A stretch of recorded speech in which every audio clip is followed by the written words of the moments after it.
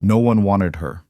That was the truth Evelyn Moore faced as she stood alone on that Wyoming platform, watching the last lantern disappear into the pines. She'd traveled 2,000 miles to marry a man who never came.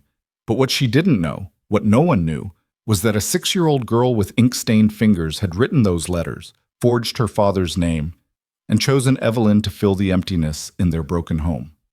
This is the story of the bride no one claimed, the child brave enough to rewrite her own fate, and the family built not by blood, but by choice. Stay with me until the end, hit that like button, and comment your city so I can see how far this story travels. The train's whistle cut through the autumn air like a knife through silk, sharp and final. Evelyn Moore pressed her gloved hand against the cold window, watching as the endless prairie gave way to clusters of pine trees, their shadows long in the late afternoon sun. Her heart hammered beneath her gray traveling dress, a rhythm of hope and terror that had accompanied her for 7 days across the American frontier. She was 24 years old, unmarried, and until 3 months ago had been teaching at Miss Pritchard's School for Young Ladies in Philadelphia. Now she was traveling to Pine Hollow, Wyoming territory, to marry a man she'd never met. A man named Caleb Grant, whose letters had been sparse but steady, whose words had painted pictures of a simple life in a growing settlement where a schoolteacher's skills would be valued and a carpenter's hands could build a future. The train lurched, metal screaming against metal, and began to slow. Evelyn's fingers found the edge of the envelope in her pocket. The last letter, the one that had confirmed the date of her arrival. She didn't need to read it again. She'd memorized every line during the sleepless nights in stuffy railway cars, repeating them like prayers. Miss Moore, your decision brings light to a house that has known too much darkness. Arrive on the 15th of October. I will be waiting. The 15th had come. She smoothed her skirts, adjusted the cameo at her throat, her mother's, the only thing of value she still owned, and lifted her chin. Whatever waited in Pine Hollow, she would face it with dignity. She'd made her choice, and Evelyn Moore did not turn back. The platform appeared outside her window, rough-hewn planks weathered silver by wind and time. A handful of buildings clustered beyond it, their paint fading, their windows reflecting the copper light of approaching dusk. Pine Hollow was smaller than she'd imagined, quieter, the kind of place where a stranger's arrival would be noticed by everyone. She rose as the train shuddered to a stop, gathering her carpet bag and the leather case that held her books, the few treasures she couldn't leave behind. Around her, other passengers moved with practiced efficiency, but Evelyn forced herself to move slowly, to breathe deeply, to calm the trembling in her hands. He will be there, he promised. The conductor, a weathered man with kind eyes, helped her down the narrow steps. Her boots touched the platform, and the reality of it struck her with unexpected force. This was Wyoming. This was the frontier. This was her future. "Good luck, miss," the conductor said, tipping his cap. There was something in his voice, pity, perhaps, or warning, that made her look at him sharply. But he'd already turned away, moving down the platform to help an elderly woman with her parcels. Evelyn set down her bags and scanned the platform. A young couple stood near the station house, embracing. A man in a dusty coat collected a crate of supplies. 2 children chased each other around a post, their laughter bright against the settling quiet. But no one approached her. No one called her name. Minutes passed. The other passengers dispersed, claimed by family or purpose, swallowed by the town beyond the tracks. The sun dipped lower, painting the pines a deep crimson. Evelyn remained where she was, her hands folded over her bag, her expression carefully composed. Perhaps he's been delayed. Perhaps there was business in town that couldn't wait. The station master emerged from the small building, a portly man with suspenders straining over his belly. He glanced at her, looked away, then looked back with obvious reluctance. "You waiting on someone, miss?" "Yes." Her voice was steady, proud. "Mr. Caleb Grant. He was to meet me here." The station master's face shifted, surprise, then something darker. Understanding, perhaps, or recognition. "Caleb Grant, you say?" "Yes, I'm Evelyn Moore. I've come from Philadelphia to—" She paused, feeling heat rise in her cheeks despite the cooling air. "We have an arrangement." "An arrangement." He repeated the word slowly, as if tasting them, finding them strange. He removed his cap, scratched his graying hair, replaced it. "Miss Moore, Caleb Grant doesn't come into town much. Keeps to himself out at his place. I'm aware he values his privacy, but he knew I was arriving today. He sent confirmation." The station master shifted his weight, clearly uncomfortable. Behind him, the station house door opened, and a woman peered out, sharp-eyed, curious. She whispered something to someone inside, and suddenly Evelyn felt the weight of invisible eyes, the town's attention settling on her like dust. "Maybe there's been a misunderstanding," the station master offered, his tone suggesting he believed no such thing. "The Grant place is about 3 miles north, up past Miller's Creek. Not an easy walk, especially near dark. Then perhaps someone could give me directions or arrange transport." "Well now, I suppose someone could, but—" He glanced back at the station house, at the woman still watching. "Maybe you ought to wait until morning. Mrs. Brennan runs a boarding house just up the street. Clean rooms, fair prices." Evelyn heard what he didn't say. "Wait until morning because Caleb Grant isn't coming. Wait until morning because everyone here knows something you don't." "Thank you," she said, her voice frost over steel. "But I prefer to settle matters tonight. If Mr. Grant has been unavoidably detained, I'm certain he'll arrive shortly." The station master opened his mouth, closed it, then shook his head slightly. "Suit yourself, miss. I'll be locking up the station in an hour, but you're welcome to the bench until then." He retreated into the station house, leaving Evelyn alone on the platform as the shadows deepened and the temperature dropped.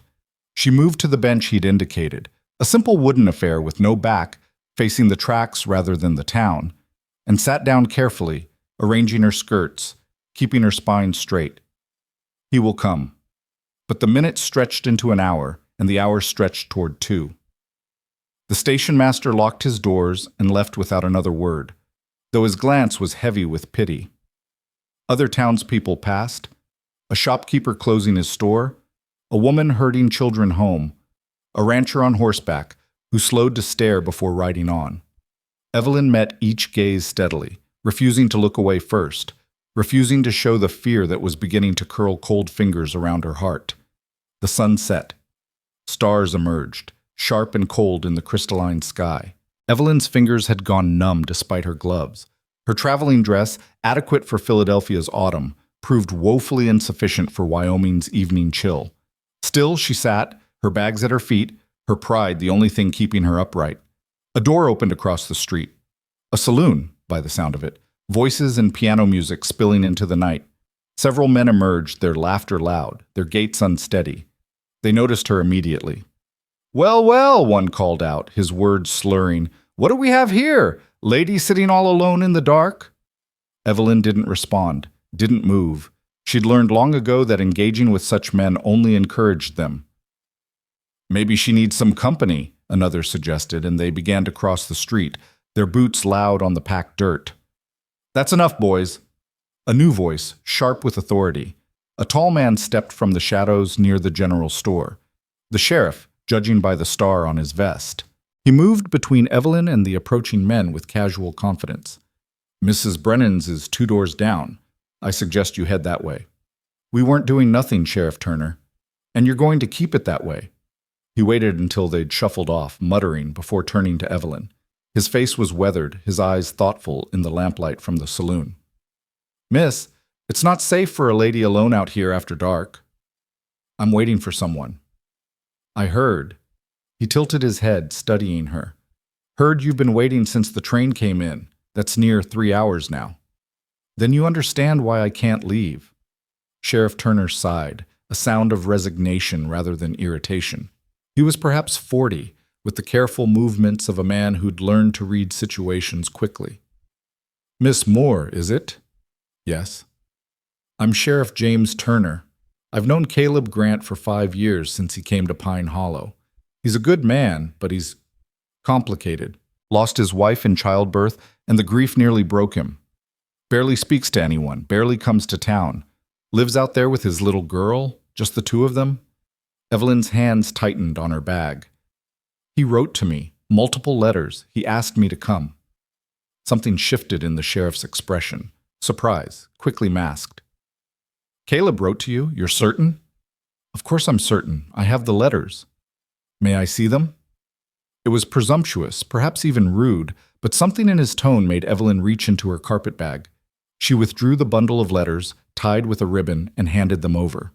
The sheriff moved closer to the lamplight, reading quickly, his frown deepening with each page. This doesn't make sense, he muttered. Caleb hasn't... He wouldn't... He looked up at her, and now there was genuine concern in his eyes. Miss Moore, when did you receive the first letter? July. He responded to an advertisement I placed in the Matrimonial Times. And these letters came regularly? Every 2 weeks. The last one confirmed my arrival date, see? She pointed to the relevant passage, her finger trembling despite her efforts to remain calm. Sheriff Turner read it again, then shook his head slowly. Miss, I don't know how to tell you this gently, so I'll be plain. This isn't Caleb's handwriting. I've seen his hand many times.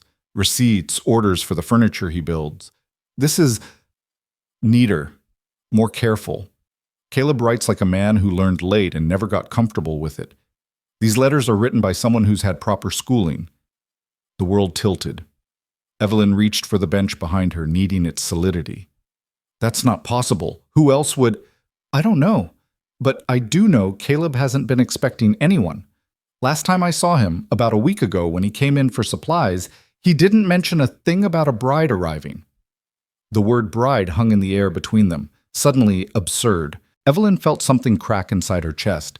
Not her heart, not yet, but the careful structure she'd built to contain her hope. She'd sold almost everything she owned to afford this journey. She'd resigned from her position, said goodbye to the few friends she had, turned her back on the only life she'd known. For letters, for promises, for a lie. There has to be an explanation, she said, but the words sounded hollow even to her own ears. Maybe. Sheriff Turner folded the letters carefully and handed them back. But standing here in the cold won't find it. Mrs. Brennan's boarding house is warm, and she serves a decent supper. In the morning, I can ride out to Caleb's place with you, get this sorted. No. The word came out sharp, final. Evelyn stood, gathering her bags. If there's been a misunderstanding, I'll address it myself. You said his property is 3 miles north? Miss Moore, it's full dark now, and that road isn't safe for someone who doesn't know it. There's creek crossings, uneven ground. I can walk 3 miles. Not tonight, you can't. His voice turned firm, almost parental. I'm not letting you wander into the wilderness alone. You'll stay at Mrs. Brennan's, and tomorrow I'll take you to Grant's place myself. That's the end of it. Evelyn wanted to argue, to insist on her independence, her right to make her own mistakes. But exhaustion was settling into her bones, and the temperature had dropped further, her breath forming small clouds in the lamplight. The sheriff was right, even if accepting his help felt like admitting defeat. Very well, she said quietly. Mrs. Brennan's boarding house. Good. Relief colored his tone. He picked up her heavier bag before she could protest and gestured toward the street. This way. They walked in silence, their footsteps echoing off the false-fronted buildings. Evelyn tried to ignore the faces in windows, the conversations that paused as they passed.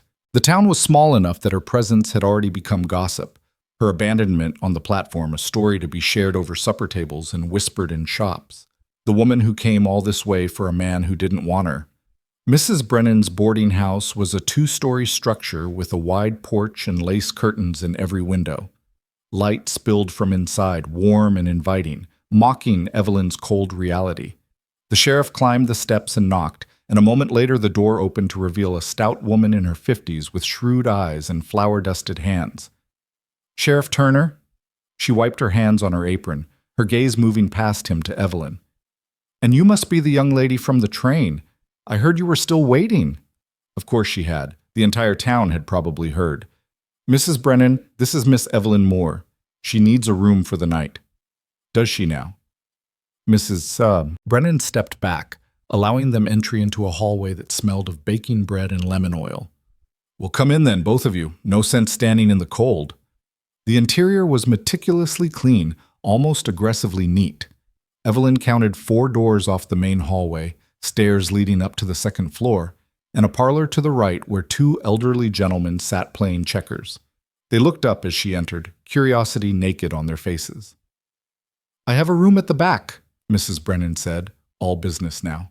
"Quiet, overlooks the garden. $2 a week, includes breakfast and supper. Laundry costs extra." "Just one night," Evelyn said, pulling coins from her reticule. The weight of her remaining money was distressingly light. "Perhaps two." $2 for 2 nights, then." Mrs. Brennan accepted the coins, testing their weight with practiced efficiency. "Supper's past, but I can bring you a plate. You look half frozen, poor thing." The unexpected kindness nearly undid Evelyn's composure. She blinked hard, focusing on the floral wallpaper, the ticking clock on the mantel, anything but the sympathy in Mrs. Brennan's eyes. "Thank you," she managed. "That would be most appreciated." "I'll leave you in Mrs. Brennan's capable hands," Sheriff Turner said, setting down Evelyn's bag. "I'll come by tomorrow morning, around 9. We'll ride out to Grant's place together." "Sheriff," Evelyn paused, choosing her words carefully. "Does Mr. Grant have a daughter?" "Lila. She's 6, maybe 7 by now. Sweet little thing, though quiet as a mouse. Lost her mother before she could remember her. Caleb does his best, but raising a girl alone—" He trailed off, shaking his head. "Why do you ask?" "Just something you said earlier, about him living with his daughter." But Evelyn's mind was already working, turning over possibilities. A child, letters written in careful, educated script. Someone who's had proper schooling. Could a 6-year-old write those letters? It seemed impossible. But children could be clever, and loneliness could make them desperate. "Get some rest, Miss Moore," the sheriff said, interrupting her thoughts. "Things may look clear in the morning." He left, and Mrs. Brennan led Evelyn up the narrow stairs to a small room at the back of the house. It was simple but clean, a narrow bed with a handmade quilt, a washstand with a chipped basin, a single window overlooking a dark garden. The boarding house owner lit the lamp on the bedside table, and warm light filled the space. "I'll bring your supper up," she said. Then, surprisingly, she placed a gentle hand on Evelyn's shoulder. "Whatever brought you here, dear, and whatever disappointment you've met, you're safe now. We'll sort it out." Alone, Evelyn sank onto the bed and finally allowed herself to feel the full weight of her situation. She'd been so certain, so convinced that the letters represented a genuine connection, a chance at a life she'd dared to want. She'd ignored the warnings from other teachers, the concerned looks from friends, the voice in her own head that whispered it was too good to be true. And now here she was, in a strange town with almost no money, no prospects, and no idea what she would find tomorrow at Caleb Grant's cabin. She pulled the letters from her bag and spread them on the bed, reading them again with new eyes. The handwriting was indeed careful, almost painstakingly so. The word choices were thoughtful, but sometimes oddly formal, as if the writer was trying very hard to sound adult. And there were small things she'd dismissed before. A smudge here, a slightly crooked line there, the faint impression of what might be practice attempts showing through from previous pages. "Your decision brings light to a house that has known too much darkness." What child would write such a thing? And yet, what adult would forge such elaborate lies? A knock at the door interrupted her examination. Mrs. Brennan entered with a tray, stew still steaming, fresh bread with butter, and tea so hot it fogged in the cool air. "You'll feel better with food in you," she said, setting the tray on the small table by the window. She hesitated, then added, "I won't pry into your business, Miss Moore, but if you need help or advice or just someone to talk to, I've lived in Pine Hollow for 20 years. I know most everyone and most everything that happens here." "Thank you, Mrs. Brennan. That's very kind." "Not kind, just practical. Women on the frontier have to look out for each other." She moved toward the door, then paused. "For what it's worth, Caleb Grant's not a bad man. Broken, maybe, but not bad. Whatever confusion brought you here, I don't believe it was meant cruelly." When she left, Evelyn forced herself to eat, though the food tasted like ash in her mouth. She was exhausted, but knew sleep would be elusive. Her mind kept returning to those letters, to the careful script, to the possibility that had begun forming in her thoughts. A child. A lonely child, living in isolation with a grieving father, a child clever enough to copy an adult's voice, desperate enough to reach across a continent for help. "I picked you for my daddy." The words came unbidden, as if she'd already heard them, already knew them. Evelyn set down her spoon and went to the window, looking out into the darkness. Somewhere out there, 3 miles north past a creek she'd never seen, was a cabin where a man lived who knew nothing of her arrival. And perhaps, a little girl who knew everything. Tomorrow would bring answers. Tomorrow she would face Caleb Grant, would confront this mystery, would decide what came next. But tonight, in this small room in a strange town, Evelyn Moore made herself a promise. Whatever she discovered at that cabin, whatever truth awaited her in the morning, she would not be reduced to a story of pity, would not become the woman who came all this way for nothing. She'd survived worse than disappointment. She'd survived her parents' deaths, survived the drudgery of teaching thankless students, survived the slow death of giving up on every dream she'd once held. If this was another ending, another door closing in her face, then so be it. But if it was something else, if that careful handwriting held even a grain of truth, even a whisper of real need, then she would not turn away. Evelyn finished her meal, washed her face in the cold water from the basin, and lay down on the unfamiliar bed.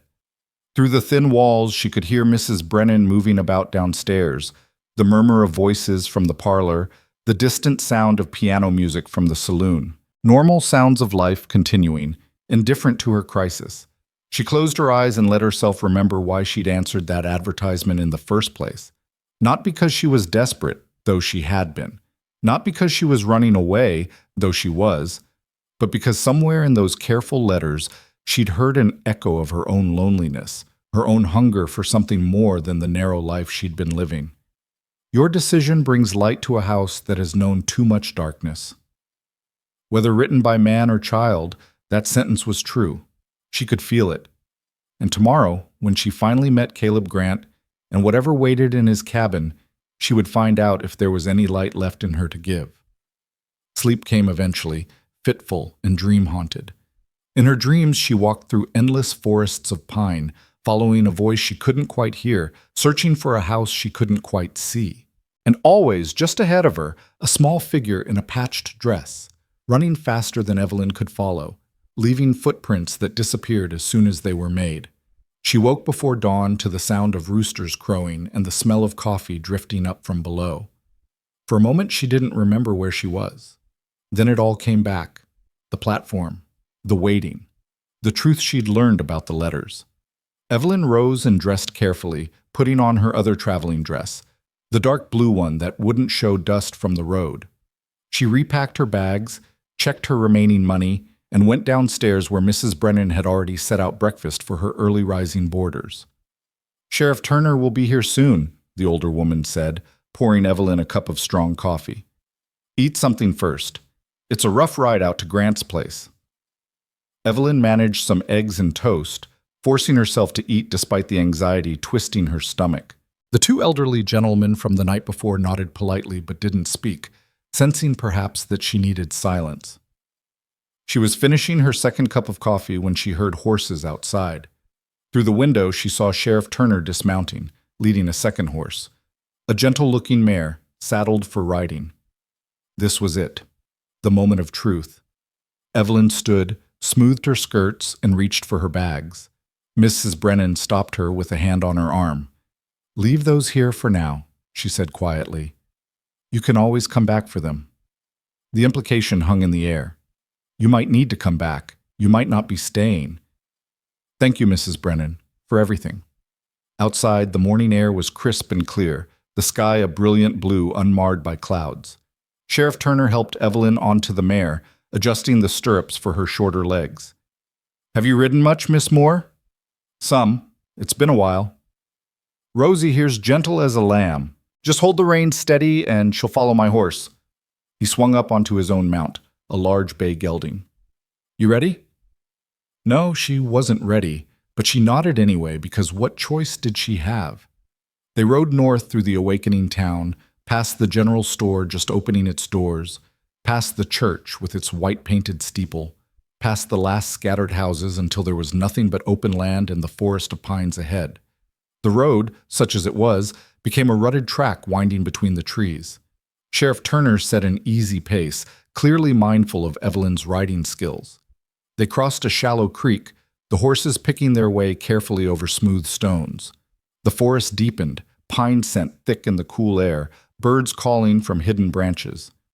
"About another mile," the sheriff said, breaking the silence they'd maintained since leaving town. "His cabin's in a clearing near Miller's Creek. Good spot. Sheltered from the worst winds, close to water." "Does he have neighbors?" "Not close ones. Peterson Ranch is about 2 miles east, but they keep to themselves mostly.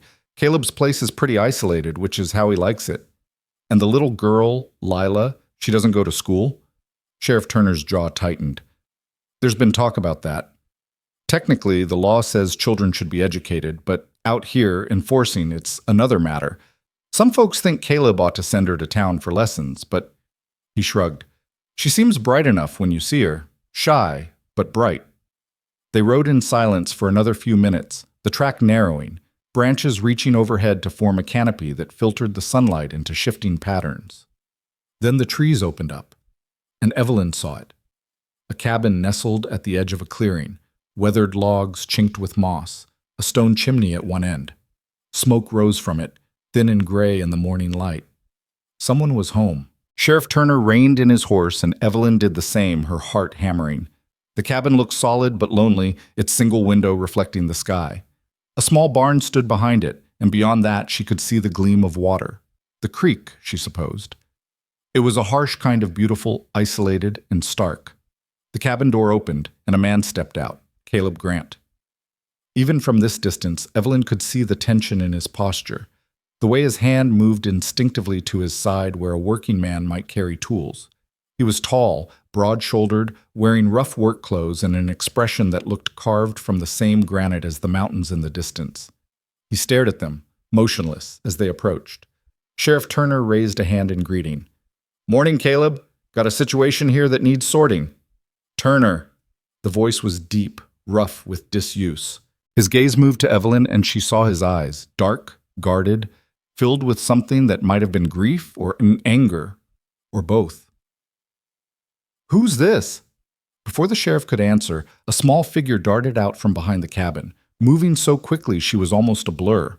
A girl with long brown hair and braids, wearing a patched calico dress too thin for the weather.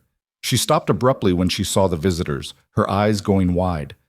Those eyes fixed on Evelyn with an intensity that was almost frightening in its focus.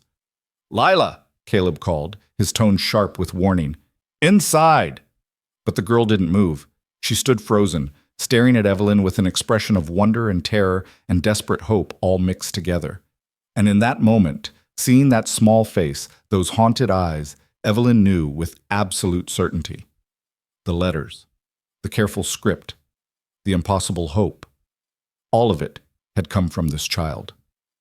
"Mr. Grant," Sheriff Turner began, dismounting, "this is Miss Evelyn Moore. She arrived on yesterday's train from Philadelphia. Says she's here because you sent for her. Says you've been corresponding for months about an arrangement." Caleb's face went blank with shock, then darkened with something harder. "I sent for her? That's not possible. I never—" He stopped, his gaze snapping to his daughter. "Lila, inside, now." The girl took a step back, then another, her small hands twisting in her dress. Tears welled in her eyes, but she didn't run. Instead, she looked at Evelyn with such raw pleading that it broke something loose in Evelyn's chest. "Please," Lila whispered, the word barely audible across the clearing. "Please, don't leave." And Evelyn understood, in that single moment of heartbreak, that she'd traveled 2,000 miles, not for a man's promise, but for a child's desperate prayer. That everything she thought she'd lost on that platform, the hope, the future, the possibility of belonging, might actually be waiting here in this clearing, if only she was brave enough to claim it. She dismounted before she could question the impulse, her legs unsteady after the long ride. Sheriff Turner reached out to steady her, but she stepped forward on her own, moving toward the cabin, toward the man who stood like a sentinel in his doorway, toward the girl who'd gambled everything on a stranger's kindness. "Mr. Grant," she said, her voice carrying across the clearing with a confidence she didn't feel. "My name is Evelyn Moore, and I believe we have a great deal to discuss." Caleb Grant's face hardened like winter ice, his jaw working as he processed her words. For a long moment, the only sound was the wind moving through the pines and the distant murmur of the creek. Then he stepped down from the porch, his boots heavy on the packed earth, and Evelyn saw him fully for the first time. He was perhaps 30, though grief had aged him in ways that had nothing to do with years. His face was all sharp angles and shadows, unshaven, weathered by sun and work. His hands were calloused and scarred, a carpenter's hands, and they hung at his sides now like weapons he didn't know whether to use. But it was his eyes that held her, dark as the forest at dusk, filled with a wariness that bordered on fury. "Sheriff," he said, never looking away from Evelyn, "I don't know what kind of scheme this is, but I never sent for anyone, never wrote to anyone, never made any arrangement." "She has letters, Caleb, signed with your name." "Then they're forgeries or mistakes." "I don't care which." His voice was rough, unused to conversation, edged with the kind of anger that comes from violation. "I want her gone." The words hit Evelyn like a physical blow, but she kept her spine straight, her chin up. She'd expected this, hadn't she? But expecting rejection and experiencing it were two different things entirely. "Mr. Grant, I understand this is a shock." "You understand nothing." He turned to Sheriff Turner, dismissing her as if she were no more significant than the wind. "Take her back to town. I don't know who she is or what she wants, but she's not staying here." "Papa, no!" Lila's voice cracked through the tension like breaking glass. She ran forward, placing herself between her father and the strangers, her small body trembling but determined. "Please, Papa, please don't send her away. I need her. We need her." Caleb's expression shifted from anger to something more complex, pain, perhaps, or recognition. He stared at his daughter, and Evelyn watched understanding dawn slowly across his features. "Lila." His voice had gone quiet, dangerous. "What did you do?" The girl's courage faltered. Tears spilled down her cheeks, but she didn't back down. "I wrote the letters, Papa. I found the paper in your desk, and I practiced and practiced until I could write nice enough. I sent them to the newspaper like Mrs. Peterson told me people did when they were lonely. I just wanted—" Her voice broke. "I just wanted someone to help, someone to stay."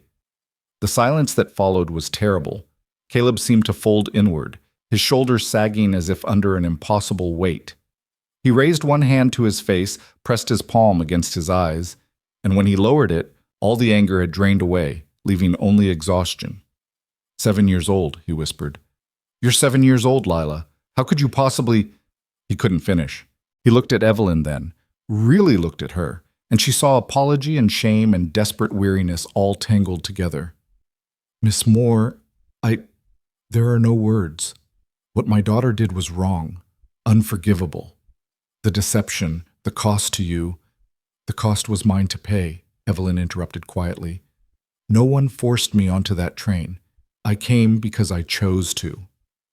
"You came because you were lied to, by a child who doesn't understand what she's done." He reached for Lila's shoulder, pulled her gently but firmly to his side. "She'll apologize, and then the sheriff will take you back to town. I'll pay for your return fare to Philadelphia, your lodging until the next train east. It's the least I can do." Sheriff Turner cleared his throat. "Caleb, maybe we should all go inside, talk this through properly.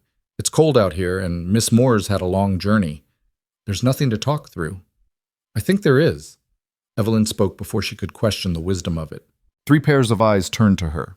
Caleb's hostile, the sheriff's surprised, Lila's desperately hopeful. "Your daughter didn't do this on a whim, Mr. Grant. She wrote multiple letters over 3 months.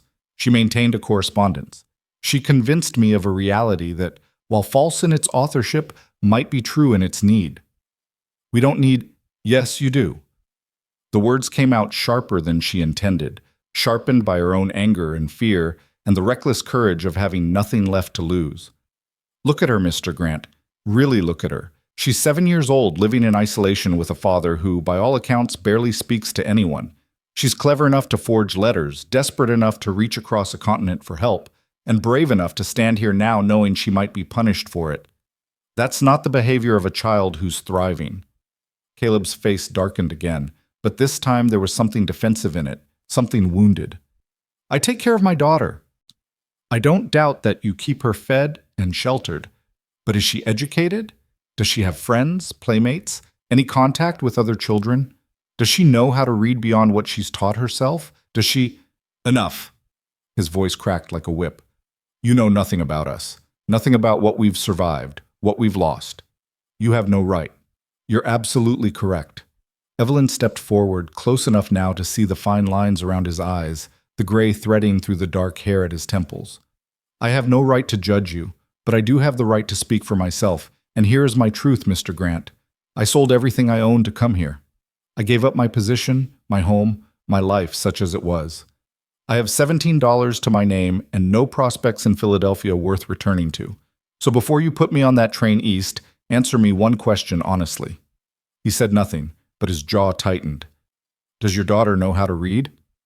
The silence stretched. Lila looked up at her father, biting her lip. Caleb stared at Evelyn with something that might have been hatred or might have been fear of exposure. She knows some, he said finally. I've taught her what I can. And arithmetic? History? Geography? Science? She doesn't need— Yes, she does. Every child does. And you know it, or you wouldn't look so angry right now. Evelyn softened her voice slightly, seeing the pain beneath his defensiveness. I'm not here to judge your parenting, Mr. Grant. I'm here because I'm a teacher. I've spent 6 years educating young ladies in Philadelphia, and whatever brought me to your door, deception or fate or a child's desperate gamble, the fact remains that I'm here now, and I'm qualified to help. Sheriff Turner shifted his weight, his horse snorting softly. She has a point, Caleb. The girl could use some proper schooling. We can't afford— I'm not asking for money. Evelyn spoke quickly, sensing an opening. I'm asking for a chance. Let me stay for 1 week. Let me teach Lila, see if I can help. At the end of that week, if you still want me gone, I'll leave without argument. But if there's even a possibility that I could make a difference here, don't you owe it to your daughter to try? Caleb looked down at Lila, and Evelyn watched the war play out across his face. Pride fought with practicality. Anger struggled against love. The desire to maintain control battled with the undeniable truth that his daughter needed more than he could give her alone. Please, Papa. Lila's voice was small but steady. I picked her. I picked her special. I read all the letters in the newspaper, and hers was the kindest. She talked about teaching children to love learning, about making lessons fun. She sounded like she might understand. Understand what, baby? Being lonely. The words hung in the morning air, simple and devastating. Caleb closed his eyes briefly, and when he opened them, the fight had gone out of him. 1 week, he said roughly. But you sleep in the barn. I'll clean out the tack room, make it suitable. And you teach Lila only, nothing else. You don't cook, don't clean, don't interfere with how I run my household. When the week's done, if I say you leave, you leave. No arguments. Agreed. Evelyn's heart hammered with relief and terror in equal measure. She'd bought herself 7 days. 7 days to prove her worth, to make herself indispensable, to find a place in this broken little family. It was more than she'd had 5 minutes ago. Sheriff Turner exhaled slowly, clearly relieved to have avoided further conflict. I'll ride back to town. Let Mrs. Brennan know to hold Miss Moore's things for now. Caleb, I trust you'll behave like a gentleman. She'll be perfectly safe. The words were stiff but sincere. Caleb extended his hand to the sheriff, shook it firmly. Thank you for bringing her out, and for not making this harder than it needed to be. Just try to make it work, both of you. That little girl deserves a chance. Sheriff Turner tipped his hat to Evelyn. Good luck, Miss Moore. You'll need it. He rode away, and Evelyn was left standing in the clearing with a man who resented her presence and a child who'd gambled everything on her arrival. The silence felt heavy, uncomfortable. Caleb stood with his hand on Lila's shoulder, his expression unreadable. Lila stared at Evelyn with barely contained joy, as if afraid that blinking might make her disappear. The barn's around back, Caleb said finally. I'll show you where you'll sleep. Lila, go inside and start on your chores. But Papa! Now, Lila. The girl hesitated, then ran to Evelyn and wrapped her thin arms around her waist in a sudden, fierce embrace. Thank you, she whispered, Thank you for staying. Thank you for not being angry at me. Evelyn bent down, cupping the small face in her hands. Up close, she could see the hunger in those eyes, the desperate need for connection that must have driven her to such lengths. I'm not angry, Lila. I'm impressed. What you did took remarkable courage. But we'll need to talk about honesty and the right ways to ask for help, yes? Yes, ma'am. Lila nodded eagerly. I'll be good. I promise I'll be so good. I know you will. Evelyn smoothed back a strand of hair that had escaped from the girl's braid. Now go do your chores. Your father and I need to talk. Lila ran toward the cabin, her steps light, almost dancing. She paused at the door to wave, then disappeared inside. Caleb watched her go with an expression Evelyn couldn't quite read. She's not usually so open, he said quietly. Strangers make her shy. I'm not a stranger to her. Not really. She's been living with my letters for months. Letters she thought I wrote. He turned to face Evelyn fully, and she saw the exhaustion in every line of his body. She doesn't know you at all, Miss Moore. She knows a fantasy she created from words on paper. Perhaps, but children are often better judges of character than adults give them credit for. She chose me from dozens of responses. That has to mean something. It means she's 7 and doesn't understand consequences. He started walking toward the barn, and Evelyn followed, her skirt swishing through the long grass. I'll be honest with you, Miss Moore. I don't want you here. I don't like strangers. I don't trust easily, and I especially don't trust people who show up uninvited making demands on my hospitality. I made no demands. You invited me to stay. Only because refusing would make me the villain in my daughter's eyes. He pushed open the barn door, revealing a dim interior that smelled of hay and horses and leather. 2 stalls held a pair of sturdy workhorses who turned their heads to watch the newcomers. And because, much as I hate to admit it, you're right. Lila needs proper schooling, and I can't give it to her. Why not? Evelyn asked, genuinely curious. You're clearly educated yourself. Your work requires mathematics, planning, precision. You could teach her. Could, maybe. But I work from dawn to dusk just to keep us fed and sheltered. The furniture I build, that's our income. If I'm not working, we don't eat. It's that simple. He led her to a small room at the back of the barn, little more than a closet with walls. Saddles and bridles hung from pegs, and tools lined makeshift shelves. This'll take some cleaning, but it's weather-tight. I'll bring in a cot, some blankets. You'll have privacy. Evelyn surveyed the space, which was considerably smaller than the room she'd left at Mrs. Brennan's. But it was shelter, and it was hers, at least for a week. It will be fine, thank you. Caleb grunted, already pulling down saddles and stacking them outside the door. You'll take your meals with us. I'm not much of a cook, but it's edible.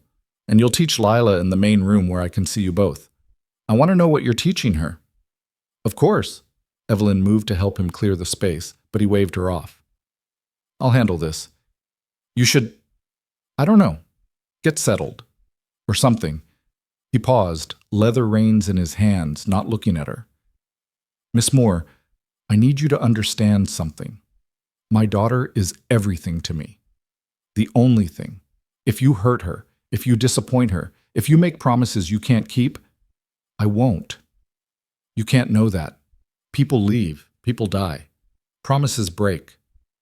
The rawness in his voice spoke of experience, of wounds that hadn't healed. Sarah, my wife, she promised we'd build a life here. Promised she'd be fine, that women had babies every day, that I was worrying over nothing. Then she died screaming in our bed while I stood there useless, holding our newborn daughter and watching the only person I'd ever loved bleed to death. Evelyn's breath caught. I'm so sorry. I don't want your sorry. I want you to understand what's at stake here. Lila's already lost her mother. She doesn't need to lose anyone else. He finally looked at her, and his eyes were dark with old pain. So whatever you do this week, whatever you teach her, don't make her love you. Don't become someone she can't live without. Because in 7 days you're probably leaving, and I'll be the one left picking up the pieces. And if I don't leave, you will. They always do. He turned back to his work, dismissing her. I'll have this ready in an hour. Until then, you can wait in the cabin if you want. Lila would probably enjoy the company. Evelyn left him to his labor and crossed the clearing to the cabin. The door was slightly ajar, and she pushed it open carefully, not wanting to intrude. The interior was dim after the bright morning sun, but her eyes adjusted quickly. It was a single large room with a sleeping loft above, reached by a ladder. A stone fireplace dominated one wall, with a black kettle hanging from an iron hook. A rough-hewn table with 2 chairs sat near the single window, and a rocking chair occupied the corner nearest the fire. Shelves held dishes, supplies, tools. Everything was functional, utilitarian, without a single decorative touch except for a faded quilt folded over the rocking chair. Lila sat on the floor near the fireplace, a rag in one hand and a small pile of potatoes beside her.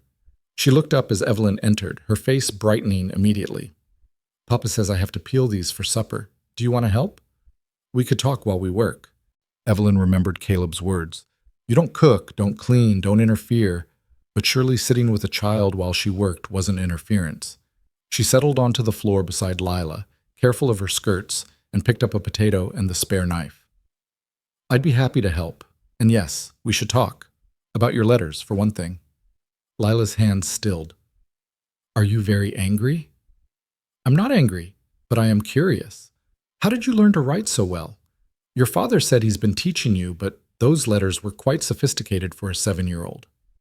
Pride flickered across the girl's face. "I'm a good learner. Papa taught me letters and how to sound out words, but I wanted to know more. So when he goes to town, he brings me books. Old ones from people who don't want them anymore. I read everything. Mrs. Peterson, she lives at the ranch. She gave me some paper and pencils last year for my birthday. She said every child should know how to write proper letters. And you used that paper to write to me." "I practiced first, so much practice. I filled up all the papers Mrs. Peterson gave me, then I had to use Papa's work papers when he wasn't looking. I wanted to sound like a grown-up so you'd take it seriously, so you'd want to come." Lila set down her potato, her small face grave. "I know it was wrong to lie. Papa always says lying is about the worst thing you can do. But I didn't know what else to do. He won't listen when I try to talk to him about needing help. He just says we're fine, we don't need anyone. But we're not fine, Miss Moore. We're so lonely it hurts." The simple honesty of it broke Evelyn's heart. "Tell me about your days here. What's it like?" "Papa works all the time. He builds things, tables, chairs, cabinets. People from town come to order them, or he takes them to sell at the general store. While he works, I'm supposed to do chores and read my books and stay quiet so I don't disturb him. Sometimes Mrs. Peterson visits and brings me things, fabric scraps for my doll, or candy, or once a whole orange that came all the way from California. But mostly it's just Papa and me, and he doesn't talk much. He's sad all the time, even when he smiles." "Do you remember your mother at all?" Lila shook her head. "Just what Papa's told me, that she was pretty and kind and loved to sing, that she wanted me very much, that she died so I could live, and that's why I have to be good and not cause trouble." She looked up at Evelyn with eyes far too old for her young face. "Sometimes I think Papa looks at me and sees her dying. I think maybe that's why he keeps so quiet, because I remind him of the worst day of his life." "Oh, sweetheart, no." Evelyn set down her knife and pulled the girl close. "I don't know your father well, but I saw his face when he looked at you today. You're not a reminder of loss to him. You're everything he has left to love. He's just lost. Grief can do that to people. It can make them forget how to live, how to open up, how to let anyone else in. That's why I needed you to come." Lila's voice was muffled against Evelyn's shoulder. "I thought maybe if there was someone else here, someone who could talk to Papa and teach me and maybe make us feel less lonely, maybe we could be happy again, or happy for the first time since I never knew us when we were happy before. That's a heavy burden for a 7-year-old to carry. I'm 8 next month, and Papa says I'm very mature for my age." Evelyn smiled despite the ache in her chest. "I don't doubt that. But maturity doesn't mean you have to solve adult problems by yourself. What you did, writing those letters, bringing me here, it was brave and clever, but also dangerous. Do you understand that? Because you might have been bad? Yes, or because the situation could have turned out very differently. Your father could have refused to let me stay even for a week. I could have been angry enough to demand compensation I knew you couldn't provide. There are many ways this could have gone wrong. But it didn't." Lila pulled back, her face earnest. "You're here. You're staying for a whole week, And maybe if you're really helpful and Papa sees how much better everything is with you here, he'll let you stay longer, maybe forever. Lila, I need you to understand something important. I'm grateful for this opportunity, truly. But your father made it very clear that this is temporary. I can't promise I'll stay beyond the week we've agreed to. I can't promise anything except that I'll do my best to teach you well while I'm here. But you want to stay, don't you? You don't have anywhere else to go. The blunt truth of it stung. That's not the point. The point is you need us as much as we need you. Lila's voice was matter of fact, without judgment. You came all this way because you were lonely too. You answered Papa's advertisement, my advertisement, because you wanted a home and a family and a place to belong. I read it in your letters, how you talked about wanting to make a difference, wanting to matter to someone. So maybe this is where you're supposed to be. Maybe I picked you because somehow I knew. Evelyn stared at this extraordinary child, this 8-year-old philosopher with ink-stained fingers and hope in her eyes. You're very wise for someone so young. Mrs. Peterson says that too. She says I'm an old soul. Lila picked up her potato again, resuming her peeling with practiced efficiency. Will you really teach me? Proper lessons, like you gave those girls in Philadelphia? Even better. Those girls often didn't want to learn. They were there because their parents insisted. But you, Lila Grant, you're hungry for knowledge. That makes all the difference. Evelyn returned to her own potato, falling into a comfortable rhythm. We'll start tomorrow with an assessment to see what you already know. Then we'll create a curriculum that covers reading, writing, arithmetic, history, basic science, and geography. Does that sound acceptable? It sounds wonderful. Lila's smile could have lit the dim cabin. Will you teach me about other places? I want to know what Philadelphia looks like, and New York, and all the cities I've only read about in books. I'll teach you about everywhere I've been, and many places I haven't. We'll look at maps together, trace routes across continents, imagine ourselves in London and Paris and Rome. I can't imagine anything better. They worked in companionable silence for a while, peeling potatoes and cutting them into chunks for whatever meal Caleb would prepare later. Through the window, Evelyn could see him emerging from the barn, carrying an armload of tools. He looked toward the cabin, his expression unreadable from this distance, then headed toward a work shed she hadn't noticed before. He's probably going to work on Mr. Harrison's table, Lila said, following her gaze. He promised it by next week, and he's worried he won't finish in time. He worries about that a lot, disappointing people, not meeting his promises. That's why he was so upset about the letters. Not just because I lied, but because now someone's disappointed because of him, even though it wasn't really his fault. Your father seems like a good man carrying too much responsibility alone. He is good. He's just sad and scared and doesn't know how to be different. Lila set aside the last peeled potato and stood, wiping her hands on her apron. I should start the fire for supper. Papa likes it ready when he comes in so he doesn't have to stop working any longer than necessary. Do you do this every day? The cooking, I mean. Most days. Papa showed me how when I was little. He says a woman needs to know how to keep a house. She paused, adding with perfect innocence. That's why I thought he'd want a wife. For the cooking and cleaning and company. I didn't understand he was too sad to want those things. Evelyn helped gather kindling, watching as Lila efficiently built up the fire. The girl moved with the confidence of long practice, clearly accustomed to managing household tasks far beyond her years. It was impressive and heartbreaking in equal measure. Miss Moore? Lila asked as she hung the pot of potatoes over the fire. What should I call you? Miss Moore feels very formal for someone who's going to be teaching me every day. What would you like to call me? Could I call you Miss Evelyn? That sounds friendlier, like we're family, almost. Miss Evelyn would be perfect. They spent the rest of the morning together, Lila chattering about her books and her dreams, while Evelyn listened and observed. The girl was indeed remarkably bright, her vocabulary extensive, her curiosity boundless. She'd taught herself to read beyond basic comprehension, and her questions ranged from the practical, how did trains work, to the philosophical. Why did some people have so much while others had so little? Around noon, Caleb appeared in the doorway, his shirt dusty with sawdust, his face tired. He glanced between Lila and Evelyn, seeming surprised to find them sitting together at the table, a battered primer opened between them. "Just checking that everything's acceptable," he said gruffly. "Very acceptable, Papa. Miss Evelyn's been telling me about Philadelphia, and she says tomorrow we'll start real lessons with a proper curriculum and everything." "That's good. That's good." He shifted his weight, clearly uncomfortable. "I should get back to work. Lila, don't bother Miss Moore too much." "She's not bothering me at all," Evelyn assured him. "She's been helping me understand what she already knows so I can plan appropriately." Caleb nodded, already backing toward the door. But Lila jumped up, running to him. "Papa, aren't you going to eat lunch?" "I'll take some bread and cheese to the workshop. I need to keep working." "But you always say we should eat proper meals together when we can." There was a pleading note in Lila's voice that Evelyn hadn't heard before. "Miss Evelyn's here now. We could all eat together. It would be nice." Caleb's jaw tightened.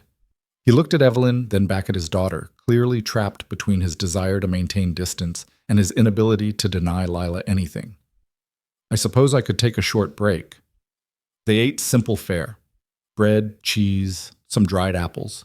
Sitting around the small table in uncomfortable silence, Caleb kept his eyes on his plate, eating with mechanical efficiency. Lila kept trying to spark conversation, telling her father about the lessons planned for tomorrow, but his responses were monosyllabic at best. Finally, Evelyn broke the tension. "Mr. Grant, I wanted to thank you for preparing the space in the barn. I'm sure it was an inconvenience, and I appreciate the effort." He looked up, surprise flickering across his face, as if he'd forgotten she could speak. "It's adequate?" "More than adequate. It's quite comfortable." "Good."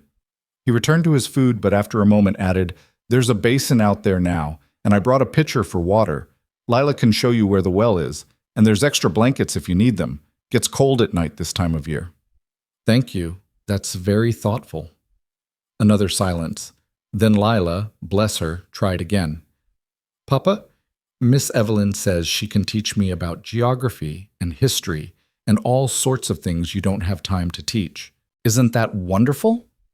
"Very wonderful," Caleb agreed, but his tone was flat. "And maybe she could help you too sometimes, with reading orders or keeping accounts or—" "Lila!" The warning in his voice was clear. "Miss Moore is here to teach you, not to work for us. Don't ask for more than what's been agreed." "I was just thinking—" "I know what you were thinking. But this isn't permanent, baby. You understand that, right? Miss Moore has her own life, her own plans. She's doing us a kindness by staying this week, but then she'll need to return to her real life." Evelyn saw the hope drain from Lila's face, replaced by stubborn determination. "But what if she doesn't want to leave? What if she likes it here?" "It doesn't matter what any of us want. Life isn't about want. It's about reality, and reality is that Miss Moore belongs somewhere else." He pushed back from the table, his meal barely touched. "I need to get back to work. Thank you for lunch." He was gone before either of them could respond, the door closing with deliberate care. Not a slam, but a statement nonetheless. Lila stared after him, her eyes bright with unshed tears. "He's trying to protect you," Evelyn said gently. "He doesn't want you to hope for something that might not happen. But it could happen. If we show him how good it is with you here. If we prove we're better as 3 instead of 2. Lila, listen to me. Your father is right. I can't make promises about staying. But what I can promise is that this week I'll give you my full attention and effort. I'll teach you as much as I possibly can. And whatever happens after that, you'll have those lessons, that knowledge. No one can take that away from you." It wasn't enough. Evelyn could see it in the girl's face, the disappointment and frustration. But Lila was learning, even now, one of life's hardest lessons, that wanting something desperately doesn't make it so. They cleaned up the lunch dishes together, and then Evelyn suggested they use the afternoon to prepare materials for the next day's lessons. Lila brightened somewhat at this, eager to help, and they spent hours creating makeshift teaching aids from whatever materials they could find. Scraps of paper became alphabet cards. A stick and some ash from the fireplace created a makeshift slate. Lila's worn books were organized by subject and difficulty. As the afternoon shadows lengthened, Evelyn became aware of the rhythmic sound of sawing and hammering from Caleb's workshop. The man was as good as his word.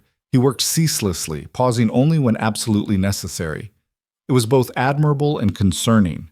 No one could maintain such a pace indefinitely without breaking.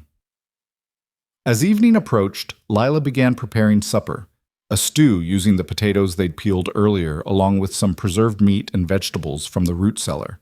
Evelyn offered to help, but remembered Caleb's restrictions and instead busied herself organizing her few belongings in the barn room. It was indeed comfortable, surprisingly so. Caleb had brought in a decent cot with a thick mattress, several quilts, a small table and chair, and even a lantern with extra oil. The space was clean and private, smelling of hay and leather, but not unpleasantly so. She could hear the horses shifting in their stalls, their presence somehow comforting. She was hanging her spare dress on a peg when Lila appeared in the doorway, her face anxious. "Supper's ready, Miss Evelyn. Will you come eat with us?" "Of course." They walked back to the cabin together as dusk settled over the clearing. Through the workshop window, Evelyn could see lamplight and Caleb's silhouette bent over his work. Lila hesitated, then ran to knock on the workshop door. "Papa, supper's ready." "I'll eat later," came the muffled response. "But Papa, you need to eat while it's hot. And Miss Evelyn's here, it's not polite to—" The door opened and Caleb stood framed in lamplight, exhaustion carved into every line of his face. "Lila, I said I'll eat later, don't argue." "Please? Just this once? I made it specially, and I want us all to eat together like a proper family." "We're not a family." The words came out harsh, too harsh, and Evelyn saw him immediately regret them. But the damage was done. Lila's face crumpled, and she turned and ran toward the cabin, tears streaming. Caleb closed his eyes, his hand gripping the doorframe. "I didn't mean—" "I know what you meant," Evelyn said quietly. "You meant to protect her from hoping, but Mr. Grant, she's going to hope anyway. Children always do. The question is whether you let her hope alone or whether you have the courage to hope with her." "Hope for what? For you to stay? That's not happening, Miss Moore. In 6 days you'll leave, and we'll go back to how things were." "Will you? Or will Lila remember this week for the rest of her life? Remember what it felt like to have someone besides her father care about her education, her dreams, her future? Remember what it felt like to not be alone?" Evelyn stepped closer, lowering her voice so only he could hear. "You're so busy protecting her from disappointment that you're denying her joy. Is that really what you want?" He stared at her, something complicated moving behind his eyes. For a moment she thought he might argue, might order her to leave immediately. Instead, he sighed deeply. "Tell Lila I'll be there in 5 minutes. I need to clean up."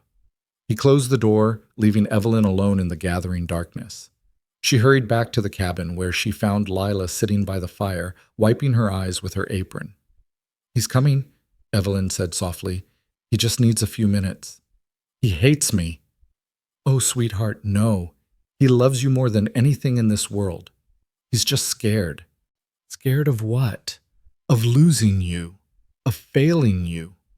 Of not being enough." Evelyn knelt beside the girl, smoothing back her hair. "Your father lost someone he loved very much. That kind of loss changes people. It makes them afraid to open their hearts again, afraid to risk feeling that kind of pain a second time. But I won't leave him. I'm his daughter." "I know. But what you did, bringing me here, it forced him to face that fear. To acknowledge that you need more than he can give you alone. That's terrifying for a parent." The door opened and Caleb entered, his face and hands scrubbed clean, his hair damp. He looked at Lila with such raw apology that Evelyn had to look away, feeling like an intruder. "I'm sorry, Lila Bug," he said, using what must have been an old endearment. "What I said before, I didn't mean we're not a family. You and I, we're a family. We'll always be a family. I just meant that Miss Moore isn't part of—" He stopped, seeming to realize he was making it worse. Lila ran to him, and he caught her up in his arms despite her size, holding her the way he must have when she was smaller. They stayed like that for a long moment, and Evelyn discreetly turned to stir the stew, giving them privacy.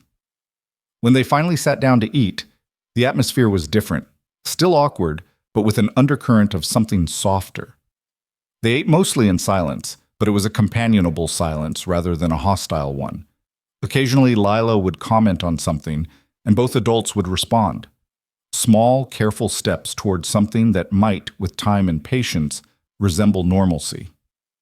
After supper, while Lila washed dishes and Evelyn dried them, Caleb remained at the table, apparently too tired to immediately return to work. He watched them work together, his expression unreadable. Then, surprising everyone, he spoke. "Lila, Miss Moore, I want to apologize. Not just for tonight, but for this whole situation. I should have handled it better. Should have..." He trailed off, struggling with words that clearly didn't come easily. "What I'm trying to say is that I appreciate you staying, Miss Moore, and I'll try to be less difficult about it. Thank you, Mr. Grant. That means a great deal." "And Lila?" He waited until his daughter looked at him. "I'm proud of you for being brave enough to ask for help, even if the way you did it wasn't right. And I'm sorry I haven't been able to give you everything you need." "You give me everything I need, Papa. Love and food and a home. Miss Evelyn just gives me more." The simplicity of it seemed to undo something in Caleb. He nodded once, roughly, then stood. "I should get back to work for another hour or so before bed. Lila, don't stay up too late. You'll need your rest for lessons tomorrow." After he left, Lila turned to Evelyn with shining eyes. "He called me Lila Bug. He hasn't used that name in years. I think maybe he's starting to see that this can work, that you being here can be good for us." Evelyn wanted to caution against too much hope, but looking at that radiant young face, she couldn't bring herself to dampen the joy. So instead, she simply smiled and suggested they plan tomorrow's lessons in more detail. They spent another hour together, sitting by the firelight, mapping out a curriculum that was ambitious but achievable. Lila's enthusiasm was infectious, and Evelyn found herself getting excited despite her uncertainty about the future. Teaching was what she loved most, and here was a student who actually wanted to learn. It was more than she'd had in years. Eventually, Lila began yawning, and Evelyn sent her up to the loft to sleep. Alone, she banked the fire and prepared to return to the barn when Caleb entered, his day's work finally done. "Miss Moore, I wanted to talk to you. Alone." Evelyn's heart quickened, but she kept her voice steady. "Of course." He poured himself a cup of water, drank it slowly, clearly buying time to find the right words. Finally, he said, "I need to understand your situation, your real situation. You said you have $17 and no prospects back east. Is that true?" "Yes." "And the teaching position you left, you can't return to it?" "No, I resigned formally. They've already hired my replacement." "Family? Friends who could help you?" "I'm an orphan, Mr. Grant. My parents died of influenza when I was 19. I have no siblings, no close relatives.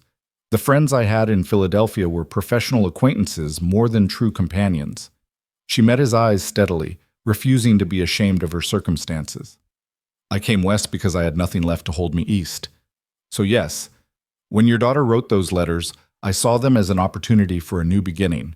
Perhaps that makes me desperate, or perhaps it makes me brave. I honestly don't know anymore."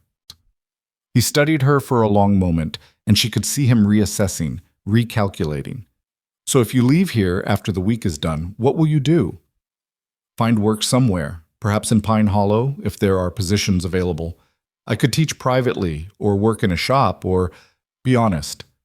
How long would $17 last you?" 2 weeks, perhaps 3 if I'm very careful. "And then?" "I don't know." The admission cost her, but she wouldn't lie. "I'd find something. I always have." Caleb was quiet for so long she thought the conversation was over. Then he said, "What if I offered you a proposition? Not what Lila's hoping for. Don't misunderstand me there. But a practical arrangement that could benefit both of us." Evelyn's pulse raced. "I'm listening." "Stay for the winter, not as my wife or anything foolish like that, but as Lila's teacher. A proper teacher with a proper salary. I can't pay much, but I could offer room and board plus $10 a month. That's all I can afford, but it would give you a place to stay through the worst weather and give Lila the education she needs." "Winter? That's 4 months, roughly. Spring comes late here." He crossed his arms, defensive. "It's a practical solution, Miss Moore. You need a place to stay, and Lila needs a teacher. I'm not offering anything more than that. You'd still sleep in the barn, still keep to yourself beyond the teaching hours. This would be a business arrangement, nothing more." "And at the end of winter?" "We reassess. See if the arrangement still makes sense or if you'd rather move on.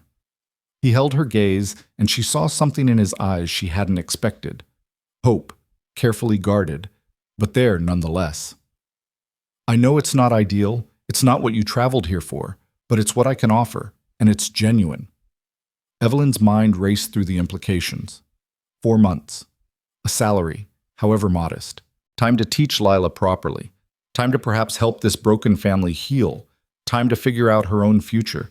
It was more than she'd dared hope for when she'd stood alone on that platform yesterday, abandoned and lost. I accept, she said.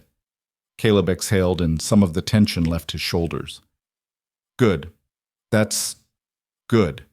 We'll keep this between us for now. No need to get Lila's hopes up more than they already are.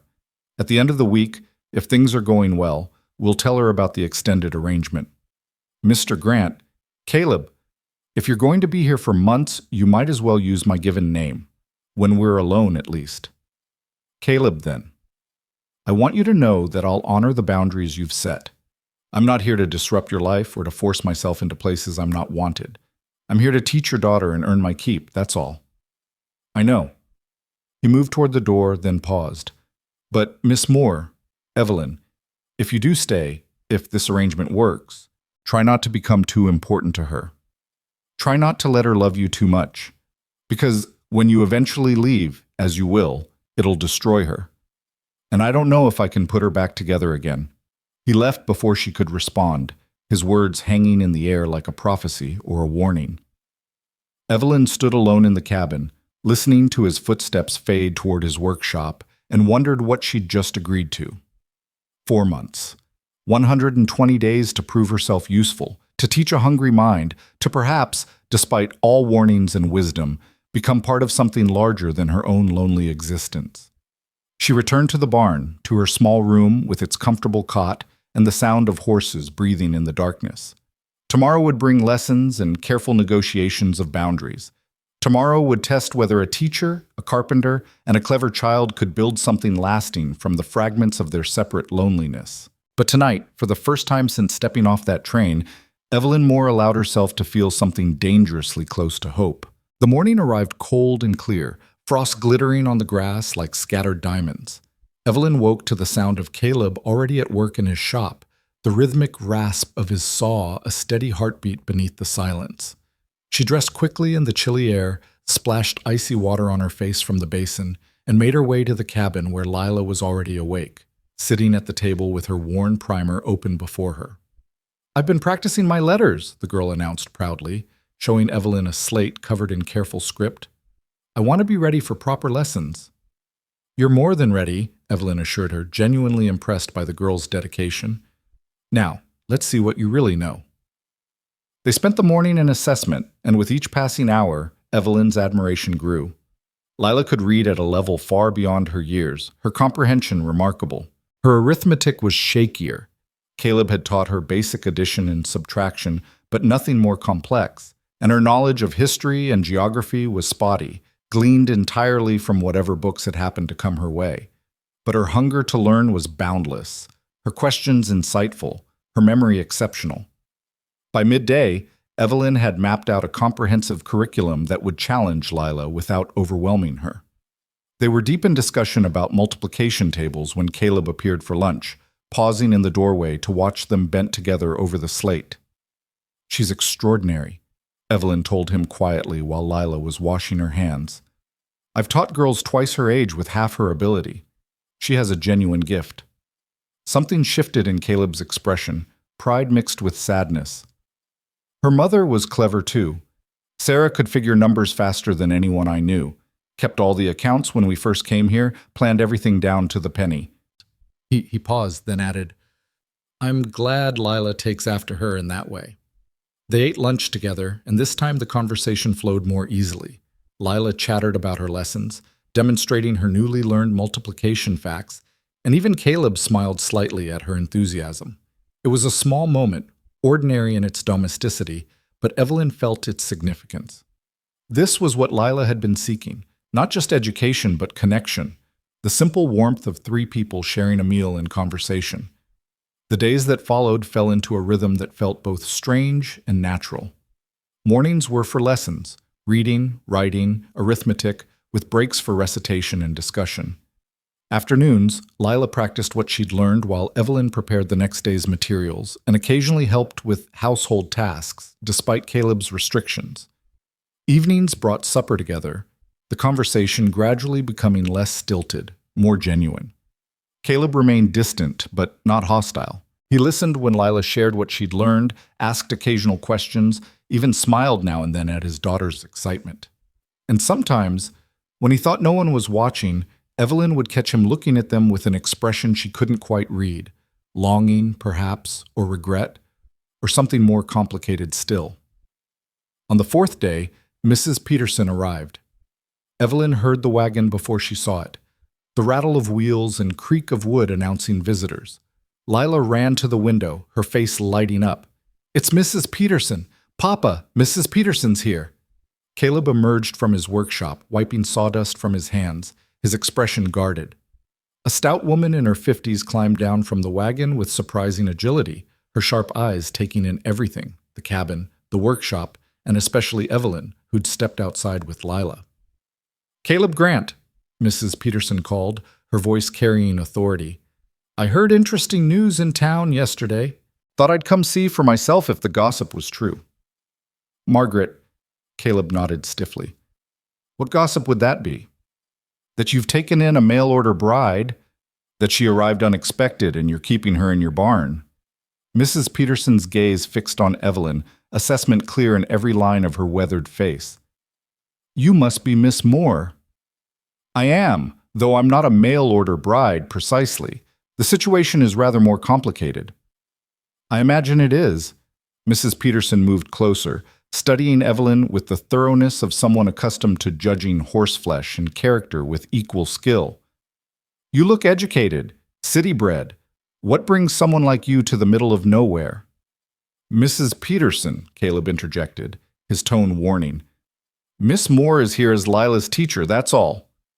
"Is that so?" The older woman's eyebrows rose. "And how are you paying for a teacher, Caleb? Last I heard you were barely scraping by." "That's my business. It's the business of anyone who cares about that child's welfare." Mrs. Peterson turned to Lila, her expression softening. "Hello, sweetheart. Are you well? Is this woman treating you kindly?" "Oh, yes, Mrs. Peterson. Miss Evelyn is wonderful. She's teaching me so many things, multiplication and geography and the history of Rome and—" "Slow down, child." But Mrs. Peterson was smiling now, the suspicion in her eyes easing slightly. She looked back at Evelyn. "May I see your teaching materials? I'd like to understand what you're offering this girl." "Of course." Evelyn led her into the cabin, spreading out the makeshift slate, the organized books, the carefully written lesson plans. Mrs. Peterson examined everything with meticulous attention, occasionally asking questions about methodology or curriculum. Finally, she nodded. "You know your business, Miss Moore. I'll grant you that. But I need to understand your intentions here. Pine Hollow may be small, but we look after our own. If you're here to take advantage of Caleb's situation, or to harm that little girl in any way, I would never harm Lila. I'm here because she needs an education, and I'm qualified to provide one. That's the extent of my intentions." "And the extent of Caleb's intentions? Forgive my bluntness, but a young woman living on a widower's property, teaching his daughter, people will talk. Are you engaged to be married?" "No." "Planning to be?" "No. Mr. Grant has made it very clear that our arrangement is purely professional. I'm a teacher, he's my employer, nothing more." Mrs. Peterson studied her for a long moment, then sighed. "I believe you, though whether Caleb believes it himself is another matter entirely. That man's been alone too long, and loneliness does strange things to people's judgment." She stayed for another hour, drinking tea and interrogating Lila about her lessons. The girl performed beautifully, demonstrating her knowledge with such pride that even Caleb, watching from the doorway, couldn't hide his pleased expression. Before she left, Mrs. Peterson pulled Evelyn aside. "You seem genuine, Miss Moore, and that child is thriving in ways I haven't seen since her mother died. But be careful. Caleb's built walls around his heart so high that even his own daughter can barely scale them sometimes. Don't mistake his acceptance of your teaching for anything deeper. and don't let yourself hope for more than what's been offered." "I won't," Evelyn promised, though the words felt hollow even as she spoke them. Mrs. Peterson left, and life returned to its rhythm. But something had shifted. The visit had made their arrangement feel more real, more public. People in town would know about Evelyn now. They would watch and judge and gossip. The pressure of outside eyes added weight to what had been, until now, a private arrangement. That night, after Lila had gone to bed, Caleb approached Evelyn as she was preparing to return to the barn. "I think we should tell Lila about the winter arrangement," he said without preamble. "The week's almost up, and she'll be distraught if she thinks you're leaving. Better to tell her now that you're staying longer." "Are you certain? We agreed to wait until the week was complete." "I'm certain. You've proven yourself these past days. Lila's learning more than I could have taught her in years. And—" He hesitated, choosing his words carefully. "You've been good for her in other ways, too. She laughs more, talks more, seems lighter somehow. She's a remarkable child, Caleb. You've done well with her. I've kept her alive. You're teaching her to actually live. There's a difference." He ran a hand through his hair, a gesture of frustration or fatigue or both. "We'll tell her tomorrow morning. Together, so she understands the terms clearly. This is a winter arrangement only. Come spring, we reassess. I don't want her thinking this is permanent." "I understand." But the next morning, before they could share their news, everything changed. They were just finishing breakfast when horses approached, multiple horses, moving fast. Caleb's head snapped up, his body going tense with instant wariness. Through the window, Evelyn saw 3 riders, one of them wearing a dark suit despite the rural setting, official-looking, threatening in their formality. "Lila, go to your loft," Caleb ordered, his voice sharp. "Now." "But Papa, now!" The girl scrambled up the ladder, fear clear on her face. Evelyn moved to follow her, to offer comfort, but Caleb caught her arm. "Stay. You're part of this household now. You should hear whatever they've come to say."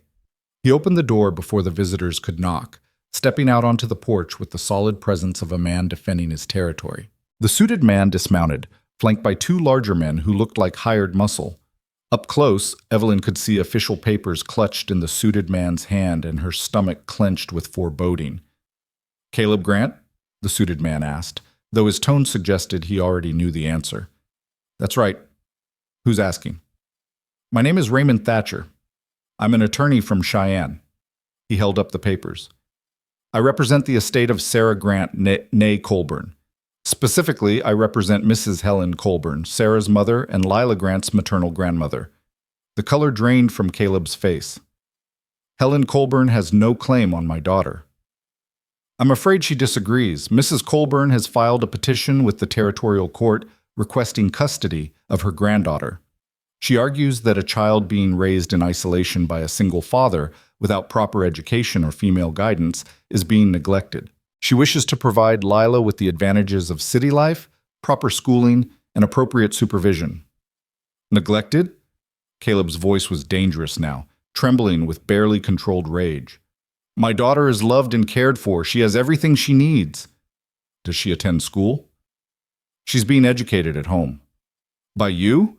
A carpenter with minimal formal education?" Thatcher's tone was dismissive, cruelly efficient. "Mrs. Colburn has documentation showing that you rarely bring the child to town, that she has no social interaction with other children, that she's being raised in conditions far below what her mother's family could provide. The court is inclined to agree that a change of custody would be in the child's best interest." Evelyn stepped forward before she could stop herself. "That's not true. Lila is receiving an excellent education. I'm her teacher. I was employed at Miss Pritchard's school for young ladies in Philadelphia before coming here. I can provide documentation of my credentials." Thatcher's cold gaze swept over her. "And you are?" "Miss Evelyn Moore. I've been engaged by Mr. Grant to educate his daughter." "For how long?" "Since—" Evelyn glanced at Caleb, making a split-second decision. "Since early summer. I've been working with Lila for months now." It was a lie, but a necessary one. If Thatcher knew she'd only been here a few days, it would support his argument that Caleb had scrambled to find a teacher only after legal action had been threatened. "I see." Thatcher made a note on his papers. And you reside where exactly? On the property. In appropriate quarters, naturally. Naturally. His skepticism was palpable. Mr. Grant, regardless of recent changes to your household, the court date is set for 2 weeks from today in Pine Hollow. Judge Morrison will hear arguments from both sides and make a determination about Lila's future. Mrs. Colburn will be arriving from Cheyenne with character witnesses and documentation of her suitability as a guardian. I suggest you obtain legal representation and prepare your defense. Good day. He remounted, and the three men rode away, leaving silence in their wake. Caleb stood frozen on the porch, his face ashen, his hands clenched into fists at his sides. From inside the cabin came a small, broken sound, Lila crying. Evelyn moved past Caleb and found the girl huddled in the corner of her loft, her face buried in her arms. Lila, sweetheart, they're going to take me away. The words were muffled, but audible. That lawyer man, he's going to make me go live with Grandmother Colburn, and I'll never see Papa again. That's not going to happen. We won't let it happen. How can we stop them? They have a judge and lawyers and everything. Lila looked up, her face streaked with tears, her eyes wild with terror. I don't even know Grandmother Colburn. Mama never talked about her. Why does she want me now? Evelyn had no good answer to that question. Instead, she gathered the trembling child into her arms and held her while she sobbed. Below, she could hear Caleb pacing, his boots heavy on the wooden floor. The sound of a man trapped, desperate, searching for solutions that didn't exist. After a while, Lila cried herself out and fell into exhausted sleep. Evelyn climbed down from the loft to find Caleb sitting at the table, his head in his hands, looking more defeated than she'd thought possible. Caleb, don't. His voice was raw. Don't tell me it'll be fine. Don't tell me we'll fight this. I know what this is. Helen Colburn has money, influence, everything I don't have. She can give Lila tutors and music lessons and fancy dresses. What can I give her? A cabin in the woods and a father who barely speaks? You can give her love, stability, a home where she's wanted for herself, not as some prize to be claimed. That won't matter to a judge. They'll look at what she wrote, that Lila's isolated, uneducated, neglected, and they'll look at me, a widower barely making ends meet, no wife to help raise her, working all hours just to survive. Then they'll look at Helen Colburn, wealthy widow, fine house in Cheyenne, respectable position in society. Who would you choose? I'd choose the parent who actually loves the child. Love doesn't pay for schooling or dresses or a future. He looked up at her then, and his eyes were haunted. Sarah begged me, before she died, made me promise I'd never let her mother have Lila. Helen Colburn is a cold, controlling woman who made Sarah's life miserable. That's why we left Cheyenne, why we came to the middle of nowhere to start over. Sarah wanted our daughter raised free, not shaped into some society ornament, and now I'm going to break that promise because I'm not enough to keep her safe. You are enough, and you're not alone in this fight. Evelyn sat down across from him, forcing him to meet her eyes. Tell me about Helen Colburn. Why didn't she fight for custody before now? She didn't know Lila existed. Sarah and I eloped against her mother's wishes. She'd wanted Sarah to marry some wealthy merchant. When Sarah wrote telling her we were married and expecting, Helen sent back a letter disowning her, said she had no daughter anymore.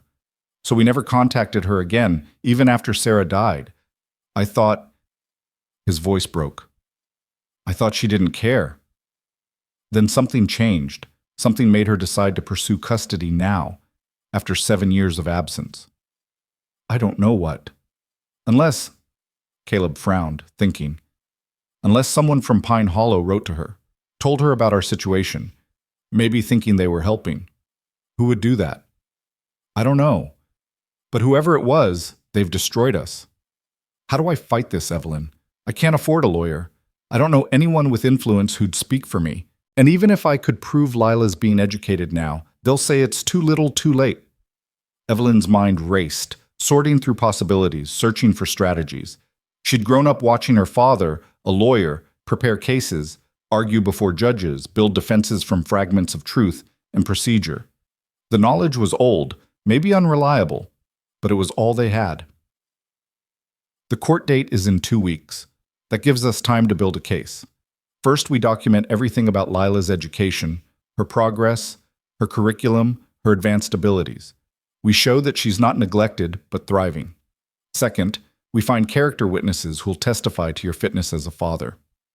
Third, we research Helen Colburn's background, find any weakness in her claim that we can exploit. That's a lot to do in 2 weeks. Then we better start now. She stood, pacing, her teacher's mind organizing information into manageable pieces. Mrs. Peterson, would she testify for you? Maybe. She's known us since we arrived, seen how I've raised Lila. Sheriff Turner? Possibly. He's never had cause to question my parenting. Who else? Who in town knows you well enough to speak to your character? Caleb listed several names. The owner of the general store where he sold his furniture, the minister who'd buried Sarah, a few customers who'd commissioned large pieces and had visited the property. It wasn't much, but it was something. And we need to show the court that Lila has stability here. Not just education, but a proper home environment with appropriate female guidance. Evelyn paused, an idea forming. What if we told them we're engaged? What? Not truly engaged, but if we presented ourselves as planning to marry, it would address their concerns about you raising a daughter alone. It would show that Lila has a maternal figure in her life, that there's stability and respectability in her home situation. Caleb stared at her as if she'd suggested something obscene. You want us to lie to a court? I want us to present the best possible case for keeping Lila with her father. And the truth is, I am here providing maternal guidance and education. The only difference between our actual situation and an engagement is a future promise of marriage. We don't have to actually marry. We just need to convince the judge that we're planning to. And after the hearing? When people expect a wedding that never happens? We'll deal with that when the time comes. Right now, we focus on keeping Lila safe. Caleb was silent for a long time, wrestling with the proposition. Finally, he said, I won't ask you to perjure yourself for us. This is my battle, my failure.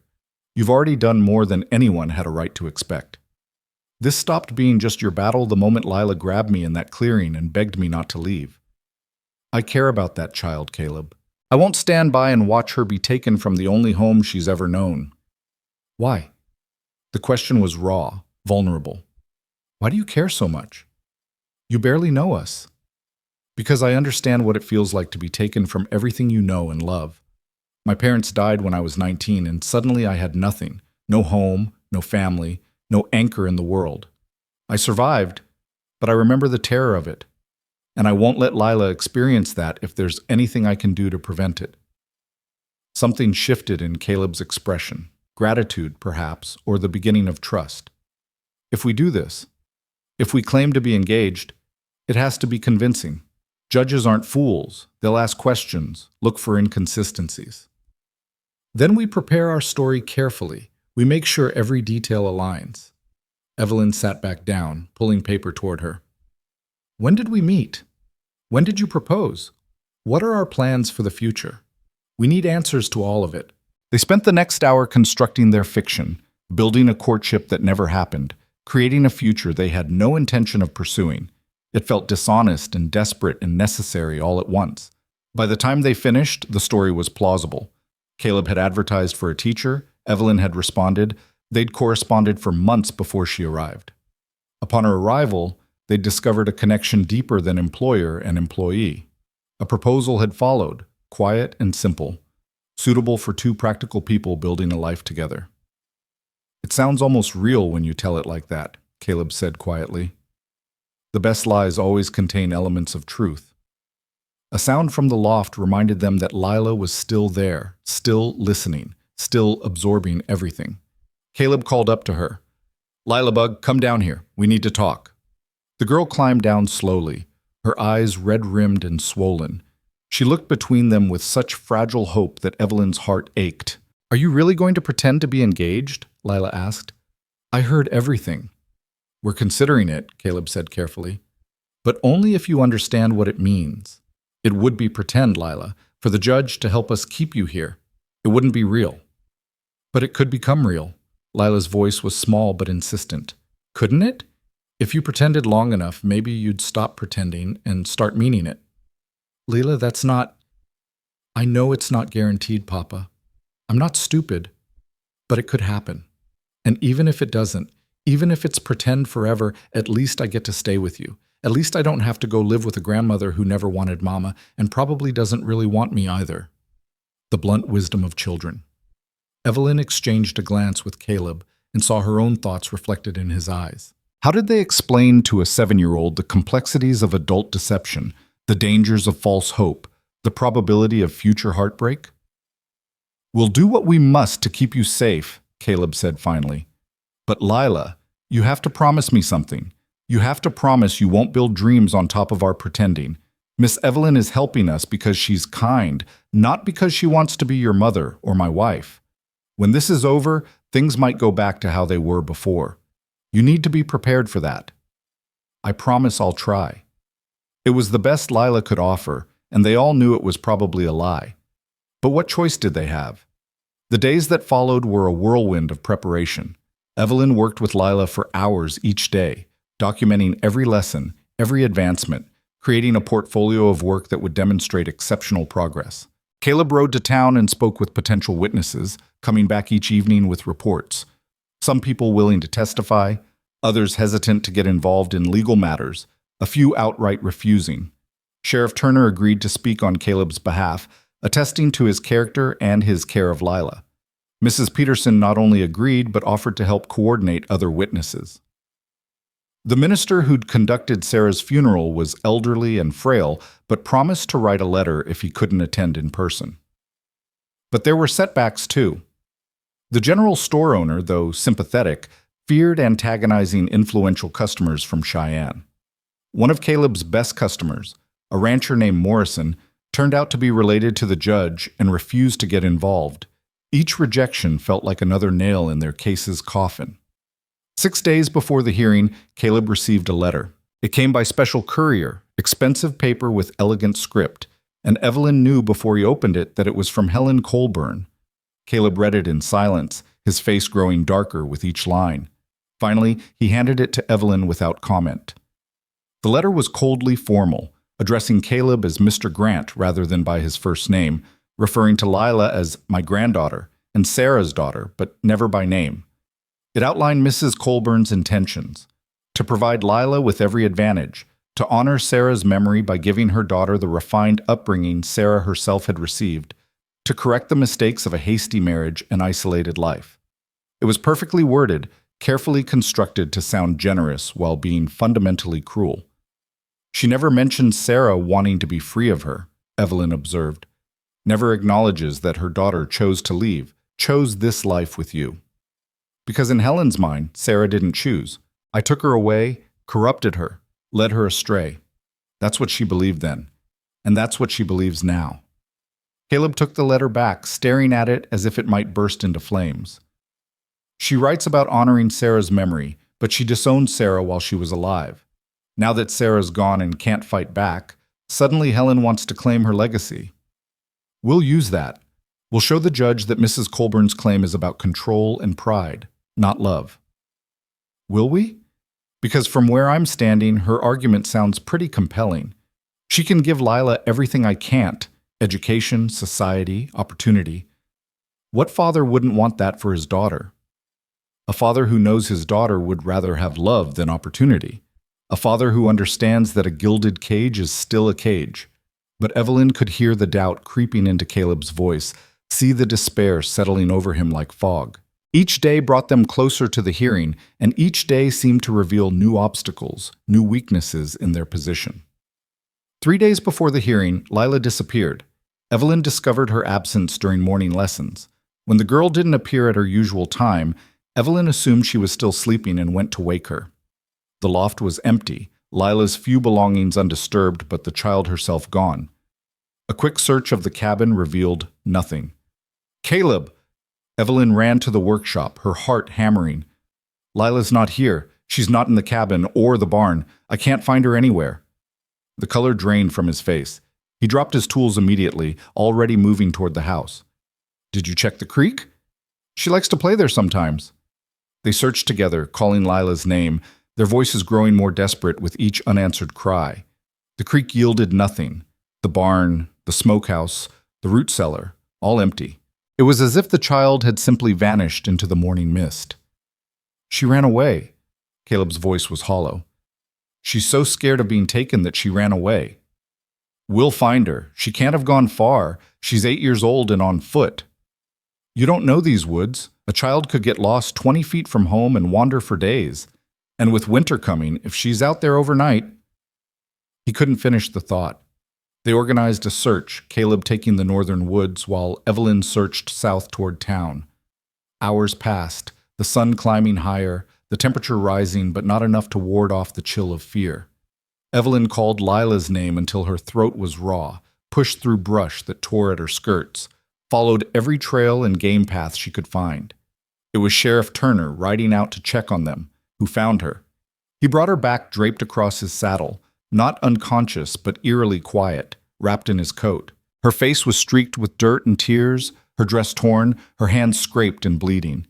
But she was alive, and that was all that mattered. Caleb caught her as Turner lowered her down, holding her so tightly Evelyn feared he might break her. Lila Bug, what were you thinking? You could have died out there. You could have... I'm sorry, Papa.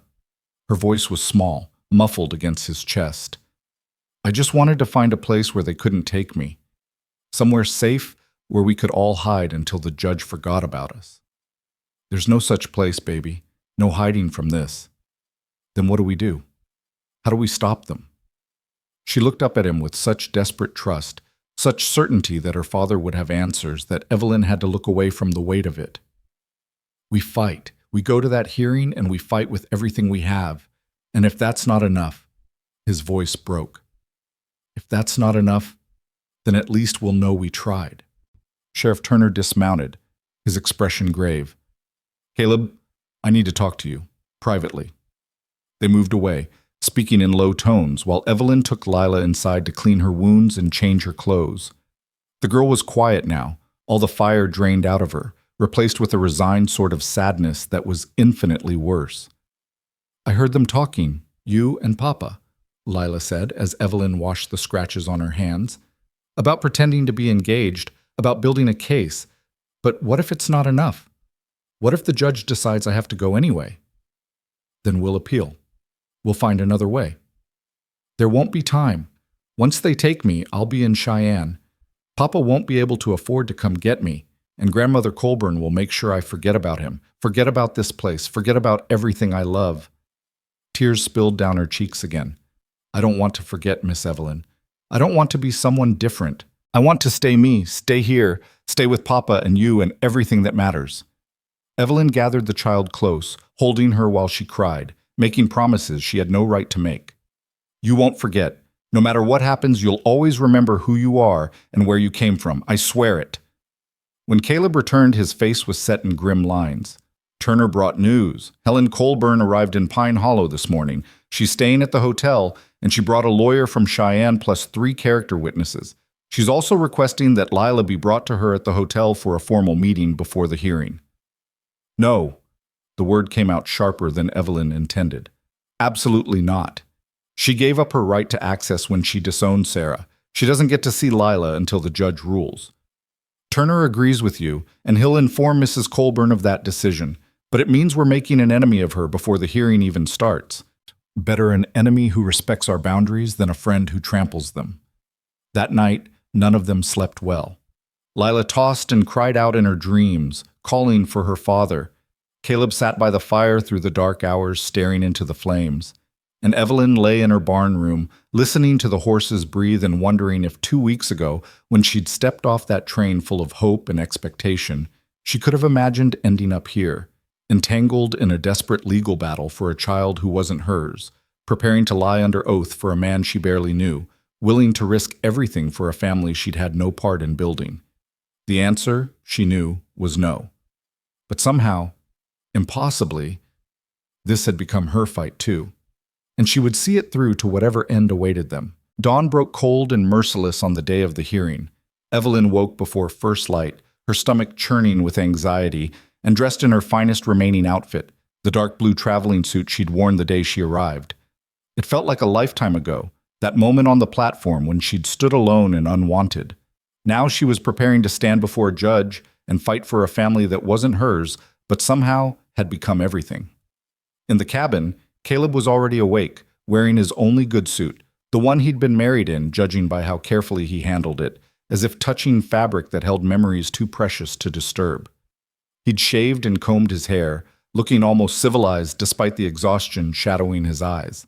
Lila sat at the table in a dress Mrs. Peterson had brought over the day before. Cream-colored cotton with lace at the collar, far finer than anything else the girl owned. She looked small and fragile in it, like a doll dressed up for display, and Evelyn's heart clenched at the sight. "Come here, sweetheart," Evelyn said softly. "Let me fix your hair."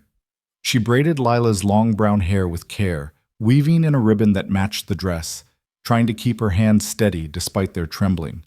Lila sat perfectly still, her face solemn, looking far older than her 8 years. "Miss Evelyn?" The girl's voice was barely above a whisper. "What happens if we lose?" Evelyn's hands paused mid-braid. She glanced at Caleb, who'd stopped buttoning his vest to listen. The question hung between them, terrible in its simplicity. "We won't lose," Evelyn said, but the words felt hollow. "But what if we do?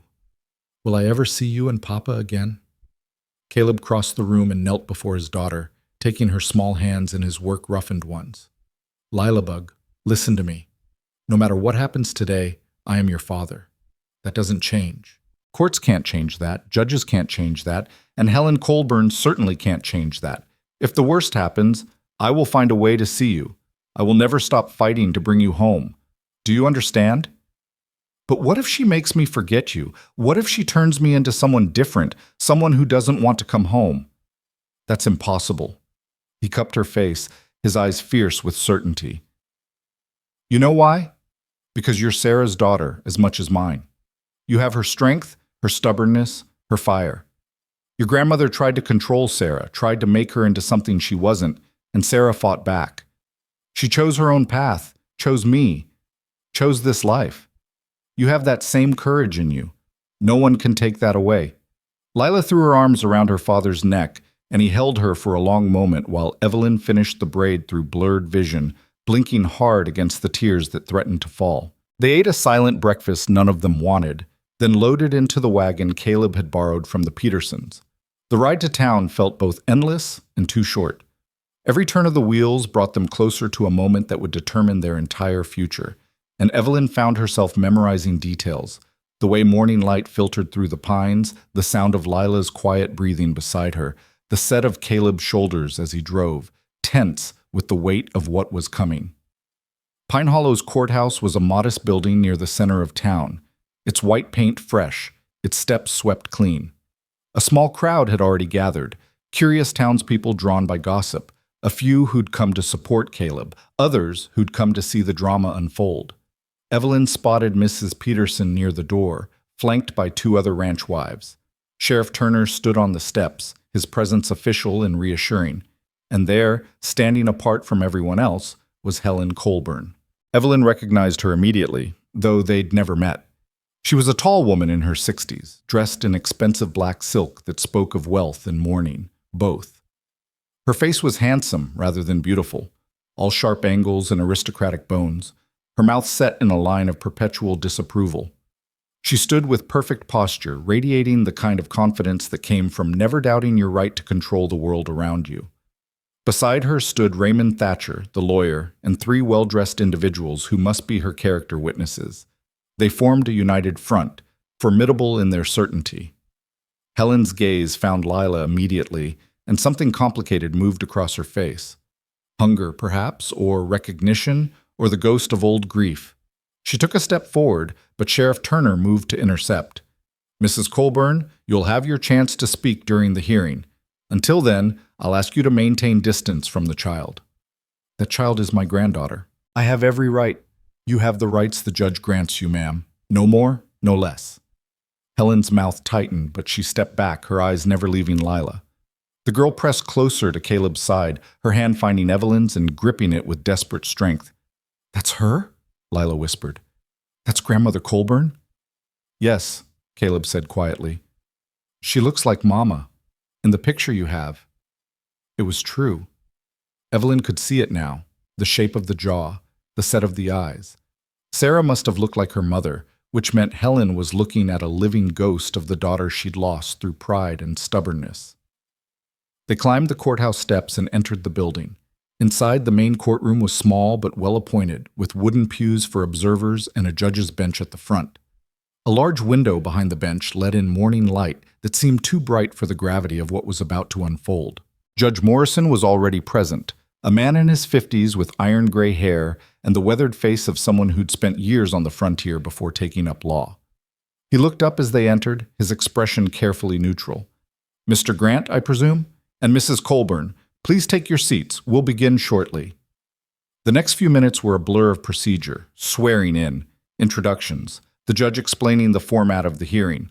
Evelyn sat in the front pew with Lila between her and Caleb, acutely aware of Helen Colburn's presence across the aisle, of the woman's eyes constantly returning to the granddaughter she'd never met. Judge Morrison called the hearing to order and looked at Thatcher. "Counselor, you may present Mrs. Colburn's petition." Thatcher stood, and his opening statement was devastatingly effective. He painted a picture of Lila as an isolated, neglected child living in poverty, with a father too consumed by grief and work to properly care for her. He described Helen Colburn's mansion in Cheyenne, her social standing, her ability to provide the finest education, the most refined upbringing. He presented letters from Cheyenne residents attesting to Mrs. Colburn's character, her involvement in charitable works, her longing to honor her late daughter by caring for Sarah's child. "Mrs. Colburn doesn't seek to replace Mr. Grant as Lila's parent," Thatcher concluded. "She seeks to supplement his care with the advantages only she can provide. A child deserves every opportunity, Your Honor.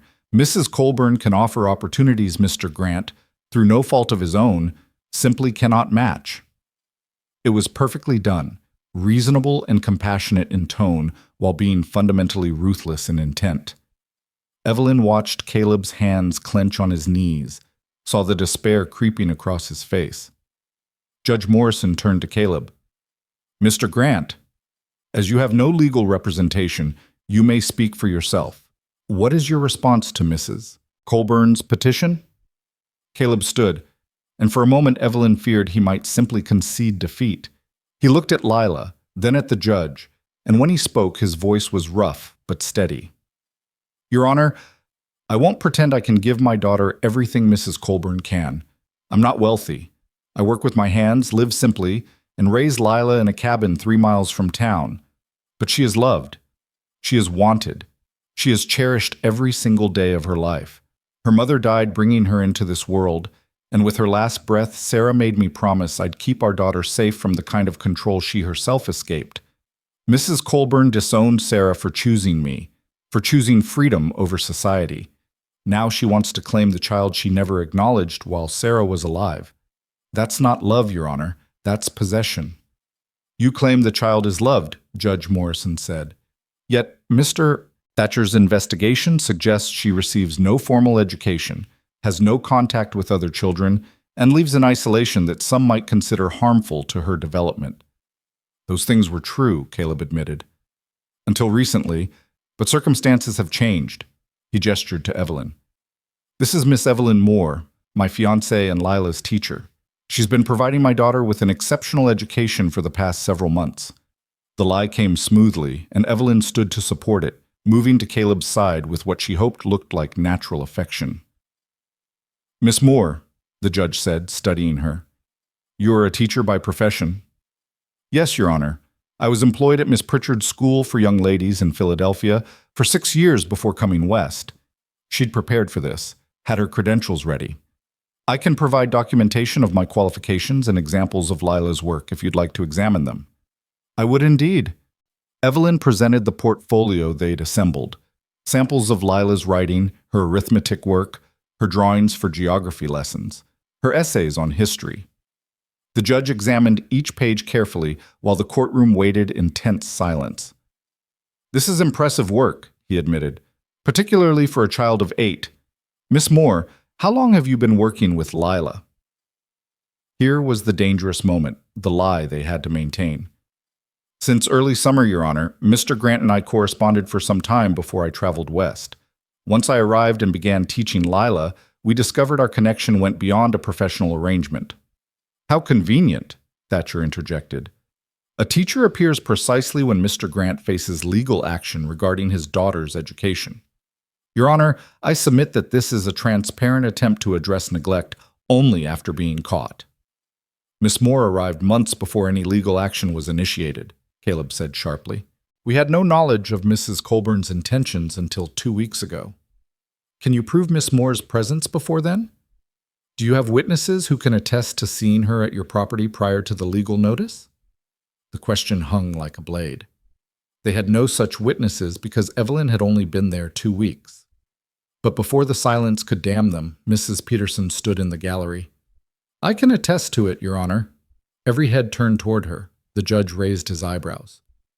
Mrs. Margaret Peterson, is it? You're willing to testify? I am. I visited the Grant property regularly over the years, bringing supplies and checking on Lila. I first met Miss Moore in July when I stopped by and found her teaching Lila mathematics on the porch. We had a pleasant conversation about education methods, and I've seen her there on multiple occasions since. It was a blatant lie, told with such calm certainty that even Evelyn almost believed it. Mrs. Peterson's eyes met hers briefly, and Evelyn saw the fierce determination there. This woman would perjure herself to protect a child she cared about. Thatcher looked furious but couldn't directly challenge a witness's testimony without evidence. Even accepting Miss Moore's presence, he said tightly, the question remains whether Mr. Grant can provide appropriate guidance for a young girl. A child needs a mother's influence, stable female companionship. Which she'll have, Caleb interrupted. Miss Moore and I are engaged to be married. She'll be Lila's stepmother. When is this wedding planned? Spring, Evelyn said smoothly. After the winter weather passes. We're practical people, Your Honor. A winter wedding in Wyoming territory would be difficult for guests to attend. Judge Morrison leaned back, considering. Miss Moore, this is a serious undertaking. You're prepared to marry Mr. Grant and assume responsibility for his daughter? I am, Your Honor. I've come to love both of them dearly. The words weren't entirely false. She did care about them, had come to care more than she'd expected. The emotion in her voice was real, even if the engagement wasn't. And you, Mr. Grant, you're prepared to marry Miss Moore. Caleb looked at Evelyn, and something passed between them.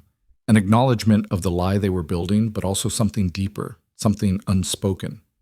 Yes, Your Honor. Evelyn is everything I could want for myself and for my daughter. The judge made notes, his expression unreadable. Then he turned to Helen Colburn. Mrs. Colburn, do you wish to address the court? The older woman stood with regal composure. When she spoke, her voice was cultured, controlled, devastating in its reasonableness. Your Honor, I bear no ill will toward Mr. Grant. I'm certain he loves his daughter in his fashion, but love alone doesn't prepare a child for the world. My daughter Sarah was raised with every advantage: education, culture, refinement. She knew music and literature, spoke French, moved with grace in society. Those weren't frivolous accomplishments. They were tools that would have opened every door, ensured her success regardless of her circumstances. When she chose to abandon those advantages for a carpenter's cabin in the wilderness, I was devastated. I expressed my disapproval harshly, and I regret that. But I never stopped loving my daughter, and I never stopped hoping she'd come to her senses. She paused, and genuine emotion cracked through her composure. Sarah died before we could reconcile. I've lived with that grief for 8 years, but I have a chance now to honor her memory by ensuring her daughter doesn't suffer the same limitations Sarah chose to impose on herself. Lila deserves to know the world beyond these woods. She deserves to develop her obvious intelligence in the finest schools, to learn grace and culture, to have every opportunity I gave Sarah. Keeping her here, however much she's loved, is a form of imprisonment. It was powerfully said, and Evelyn could see it landing with the judge. Helen Colburn wasn't a villain. She was a mother who'd lost her daughter and genuinely believed she was fighting for her granddaughter's best interests. That made her far more dangerous than simple malice would have been. Your Honor, Evelyn said before she could stop herself. May I speak? Judge Morrison looked surprised but nodded. Briefly, Miss Moore. Mrs. Colburn speaks of opportunities and advantages, and I don't doubt she could provide them. But there's one thing she hasn't mentioned, what Lila wants. That child has a voice, has preferences, has feelings about her own future. Shouldn't those be considered? Miss Moore, an 8-year-old child lacks the maturity to make such decisions. That's why adults make them for her. But surely her feelings should weigh in the balance. If she's terrified of leaving her father, miserable at the thought of being taken from her home, doesn't that matter? Of course it matters, but children often resist what's best for them. They prefer candy to vegetables, play to study. We don't let children dictate their own upbringing. This isn't about candy versus vegetables, Your Honor. This is about taking a child from the only parent she's ever known and giving her to a stranger who disowned her mother. That's not what's best for her. That's what's convenient for someone else's conscience. Miss Moore, the judge said sternly, you're approaching contempt. Sit down. Evelyn sat, her heart hammering, knowing she'd gone too far but unable to regret it. Beside her, Lila was crying silently, tears streaming down her face, and Caleb had his arm around her shoulders, holding her together. The judge called several witnesses. Sheriff Turner testified to Caleb's character, describing him as hardworking and devoted to his daughter. Mrs. Peterson spoke about Lila's care and happiness. The general store owner confirmed that Caleb always paid his debts and conducted himself honorably. But Thatcher countered with his own witnesses. A banker from Cheyenne who described Helen Colburn's substantial wealth and charitable works. A headmistress from a prestigious girls' school who spoke about the education Lila could receive there. A doctor who testified that raising a child in isolation could cause psychological harm. By midday, the testimony was complete. Judge Morrison announced he would take a short recess to consider the evidence before rendering his decision. The courtroom emptied into the corridor, people clustering in nervous groups. Caleb stood apart with Lila, the girl pressed against his side, both of them silent. Evelyn joined them, and they formed a small circle of shared dread. Whatever happens, Caleb said quietly, speaking to both of them, I need you to know I'm grateful. Evelyn, you've sacrificed your reputation, possibly opened yourself to legal consequences, all for a child who isn't yours. I'll never forget that. And Lila, his voice broke. Lila Bug, you are the best thing I've ever done, the only thing that matters. No judge can change that. Papa, I don't want to go. Please don't let them take me. Please. I'm trying, baby. I promise I'm trying. Across the corridor, Helen Colburn stood with her entourage, occasionally glancing their way with an expression Evelyn couldn't quite read. Finally, the older woman approached, her steps careful, controlled. Mr. Grant, she said formally, might I have a word? I don't think that's appropriate, Mrs. Colburn. Please, just a moment, in private. Caleb looked at Evelyn, who nodded slightly. He followed Helen to a quiet corner, leaving Evelyn with Lila.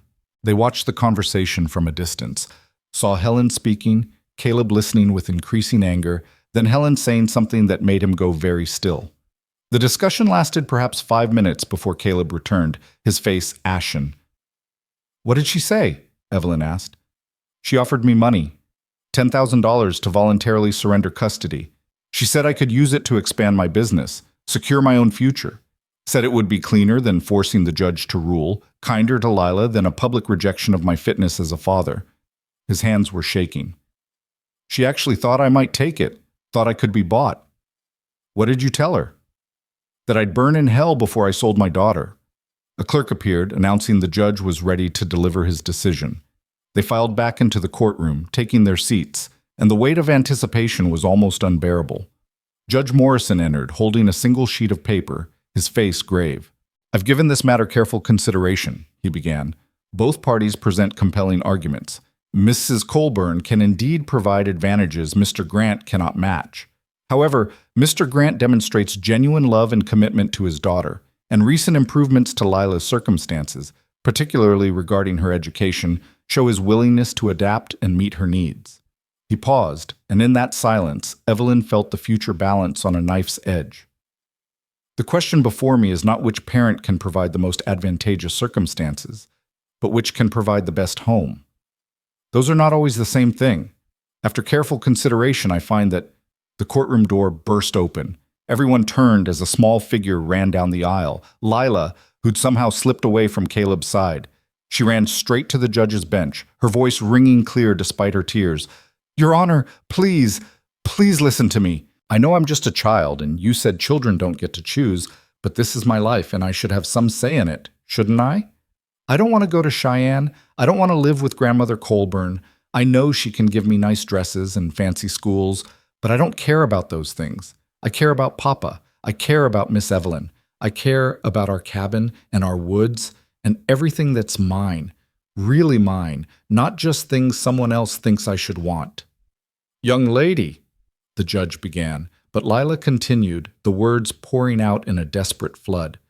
"Papa said Mama chose him even though Grandmother Colburn didn't approve.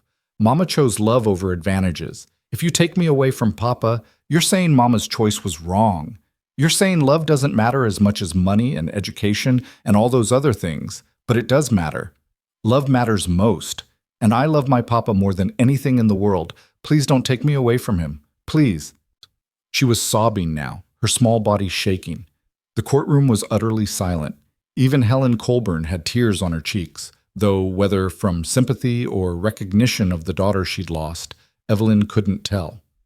Judge Morrison looked at Lila for a long moment, then at Caleb, then at Helen.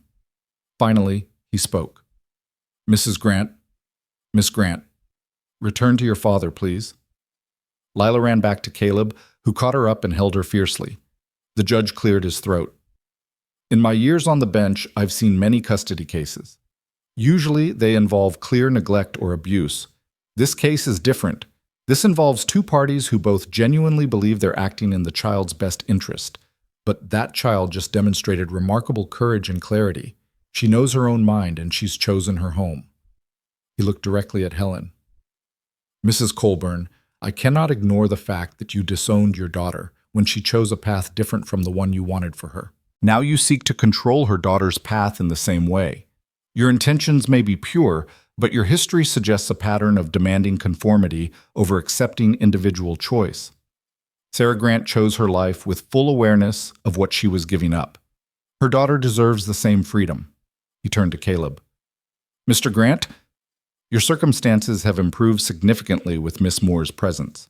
Your daughter is receiving an education, she has female guidance, and you've demonstrated willingness to adapt to meet her needs. However, I'm troubled by how recently these changes occurred.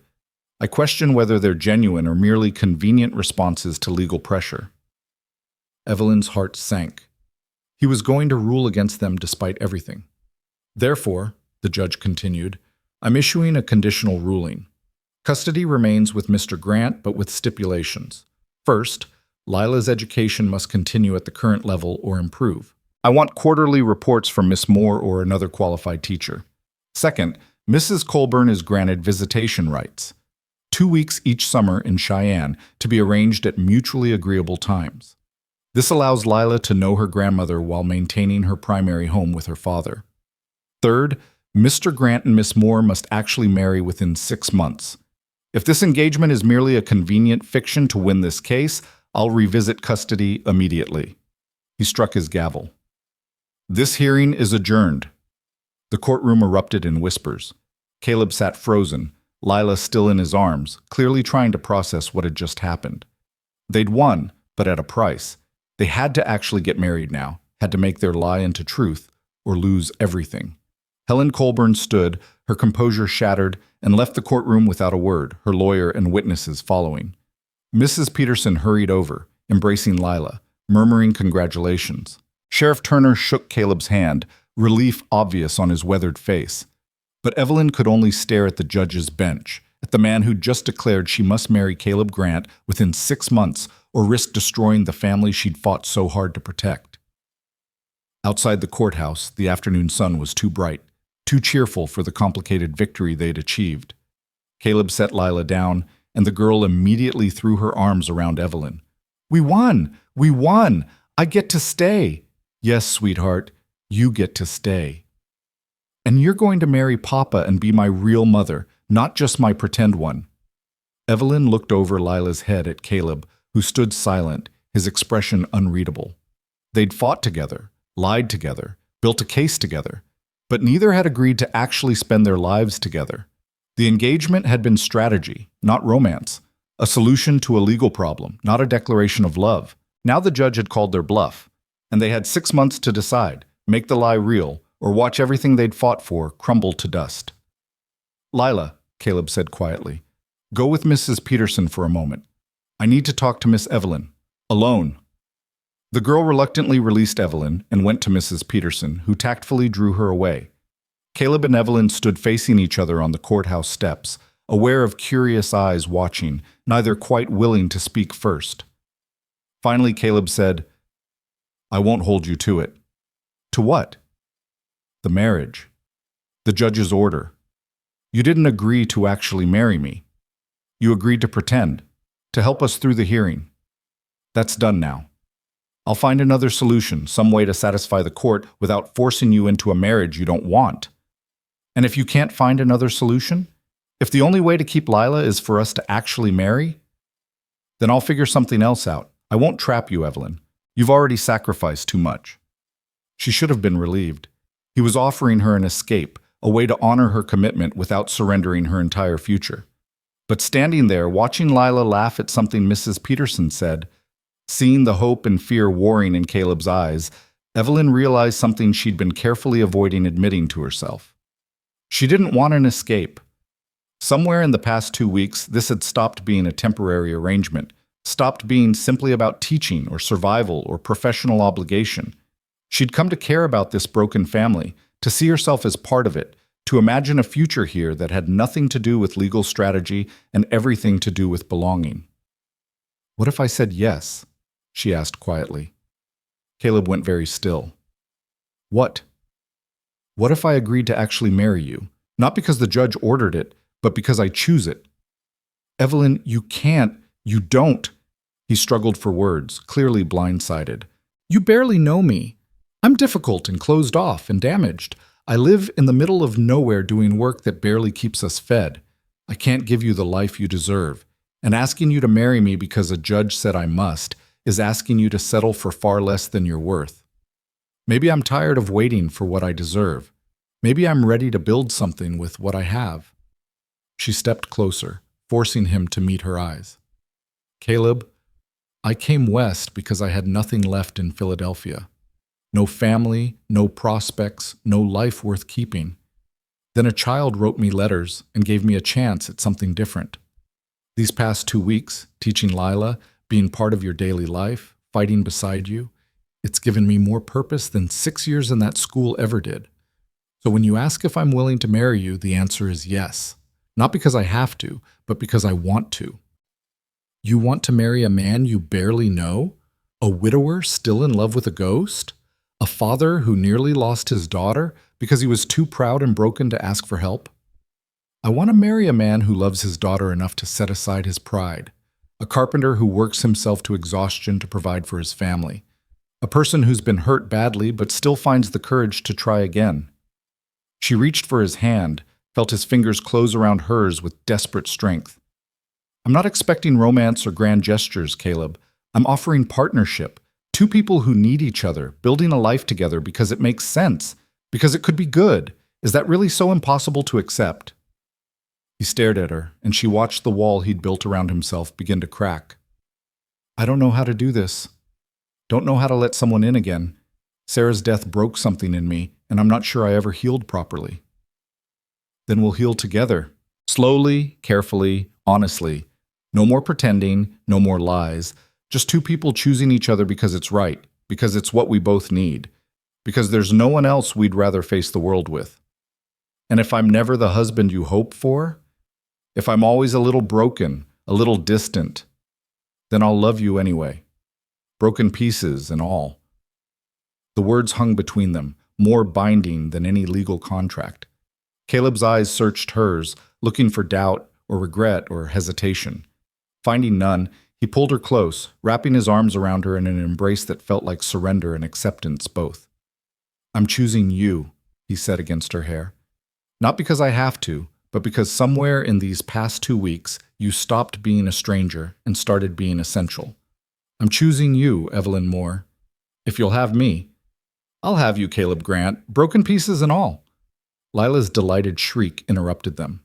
The girl came running, throwing herself at them both, wrapping her arms around them as far as they would reach. Does this mean it's real now? The engagement? You're really going to get married? Caleb and Evelyn looked at each other over Lila's head, and what passed between them now was different from before. Not strategy or convenience, but genuine choice, genuine hope. Yes, they said together, it's real. Mrs. Peterson was crying openly, wiping her eyes with her handkerchief. Sheriff Turner grinned and shook Caleb's hand again, harder this time, with the enthusiasm of someone witnessing something unexpected and wonderful. Other townspeople who'd witnessed the hearing approached with congratulations, and suddenly they were surrounded by well-wishers, by people celebrating not just the custody victory, but the unlikely romance that had emerged from crisis. That night, back at the cabin, they sat together by the fire, Caleb, Evelyn, and Lila, and talked about the future they would build, not the future forced on them by a judge's order, but the one they were choosing together. Can we have a real wedding? Lila asked, her eyes shining. With flowers and cake and everyone we know? If that's what you want, Caleb said. And there was a softness in his voice Evelyn had never heard before. The walls were coming down, stone by stone, and behind them was a man capable of gentleness, capable of hope, capable of love, if given time to remember how. I want Miss Evelyn to have a beautiful dress, and I want to be there, right in front, watching you promise to love each other forever. Forever is a long time, Evelyn said gently. But you will, won't you? Love each other forever? Caleb reached across the space between them and took Evelyn's hand. I'll try. That's all I can promise. That I'll try every day to be the man you both deserve. And I'll try to be patient while you learn, Evelyn said. To give you space when you need it, to push when you need pushing, to build this marriage day by day instead of expecting perfection immediately. Lila looked between them, satisfaction clear on her young face. I picked right, she announced. When I read all those letters, I knew you were the one, Miss Evelyn. I knew you'd fit with us perfectly. And I was right.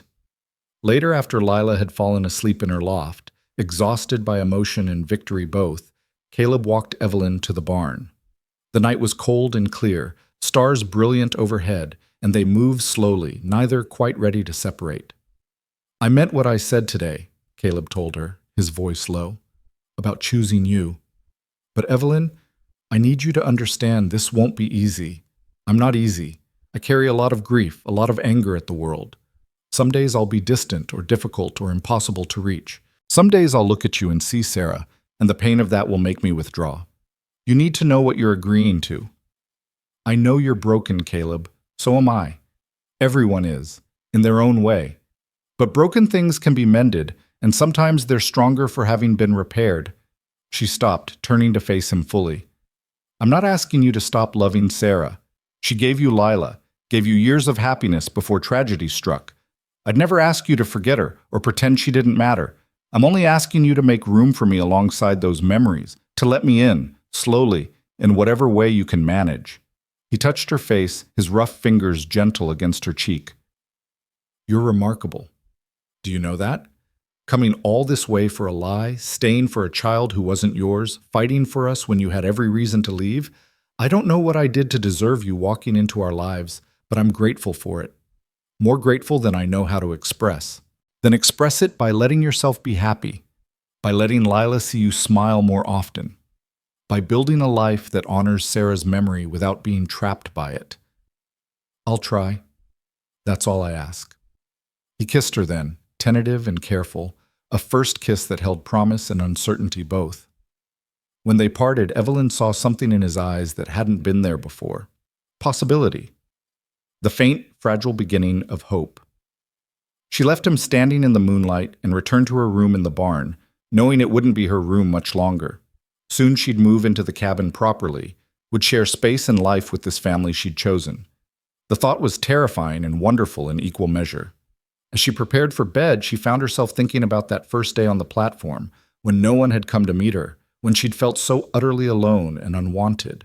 If someone had told her then that in 2 weeks she'd be engaged, preparing to fight for a child's custody, building a life in the Wyoming wilderness, she would have thought them insane. But life had a way of surprising you, of taking detours that led to destinations you'd never imagined. She'd come west looking for a future promised by letters. What she'd found instead was a future built on truth and choice, and the complicated, messy, beautiful reality of people choosing each other despite every reason not to. Tomorrow would bring new challenges: planning a wedding, continuing Lila's education, negotiating the summer visits with Helen Colburn, learning to live as a family instead of a temporary arrangement. But tonight, for the first time since leaving Philadelphia, Evelyn Moore felt like she'd found her place in the world. Not perfect, not what she'd expected, but real and chosen and hers. Winter came early that year, bringing snow that transformed the clearing into something from a fairy tale. Evelyn woke on a December morning 6 weeks after the hearing to find the world blanketed in white, the pines heavy with it, the air sharp and clean. She'd moved into the cabin 3 weeks earlier, taking the small room that Caleb had partitioned off near the fireplace, giving her privacy while making her officially part of the household. The wedding was planned for Christmas Day, just 2 weeks away. Mrs. Peterson had taken charge of arrangements with the enthusiasm of someone who'd been waiting years to see Caleb Grant rejoin the living. The whole town would attend, she'd declared, and anyone who had opinions about the unconventional courtship could keep them to themselves or stay home. Evelyn rose quietly, careful not to wake Lila in the loft above, and found Caleb already at the stove making coffee. This had become their routine, early morning moments together before the day's demands intruded, a time to talk softly or simply exist in companionable silence. "Morning," he said, pouring her a cup. "Sleep well?" "Well enough. You?" "Better than I have in years." He said it simply, as fact rather than declaration, but Evelyn felt the weight of it. Caleb was changing, slowly opening like a flower, too long in shadow, finally finding sun. He smiled more often now, touched her hand when he passed, sometimes even laughed at Lila's jokes. The walls were coming down, and behind them was a man worth knowing. They drank their coffee by the window, watching the snow fall, and Evelyn thought about how strange it was that 6 months ago she'd been in Philadelphia preparing lessons for girls who didn't want to learn them, never imagining that a child's forged letters would bring her here, to this moment, to this life she was building one quiet morning at a time. "Evelyn," Caleb said, breaking the silence, "I've been thinking about the wedding, about what it means. Having second thoughts?" She kept her voice light, but anxiety flickered in her chest. "No. The opposite, actually." He set down his cup, turning to face her fully. "When we first agreed to this, it was strategy. A way to keep Lila safe. But these past weeks, living with you, watching you with my daughter, learning who you really are, it's become something different for me. Something real." "For me too," she admitted. "I'm not good with words, never have been. But I want you to know that when I stand up in front of that congregation and promise to love you, I'll mean it. Not because a judge ordered it, but because somewhere along the way, I started falling for you. The way you challenge me when I'm being stubborn, the way you make Lila laugh, the way you've taken this broken household and made it feel like a home again." He reached for her hand, his calloused palm warm against hers. "I'll never be the romantic hero from one of those novels. But I can promise to honor you, respect you, and do my damnedest to make you happy if you'll let me." Evelyn's throat tightened with emotion. "Caleb Grant, if you'd said something like that 3 months ago when I stepped off that train, I would have thought you impossibly perfect and probably too good to be true. But now I know you, your stubbornness and your grief and your terrible cooking, and I'm choosing you anyway, not despite your flaws, but because they're part of who you are, because you're real and broken and trying. That's more than I ever hoped for." He kissed her then, slower and deeper than that first tentative kiss outside the barn, and Evelyn felt something settle into place inside her chest. This was right. Imperfect and complicated and born from crisis, but fundamentally right. A sound from the loft made them separate. Lila's sleepy voice drifted down.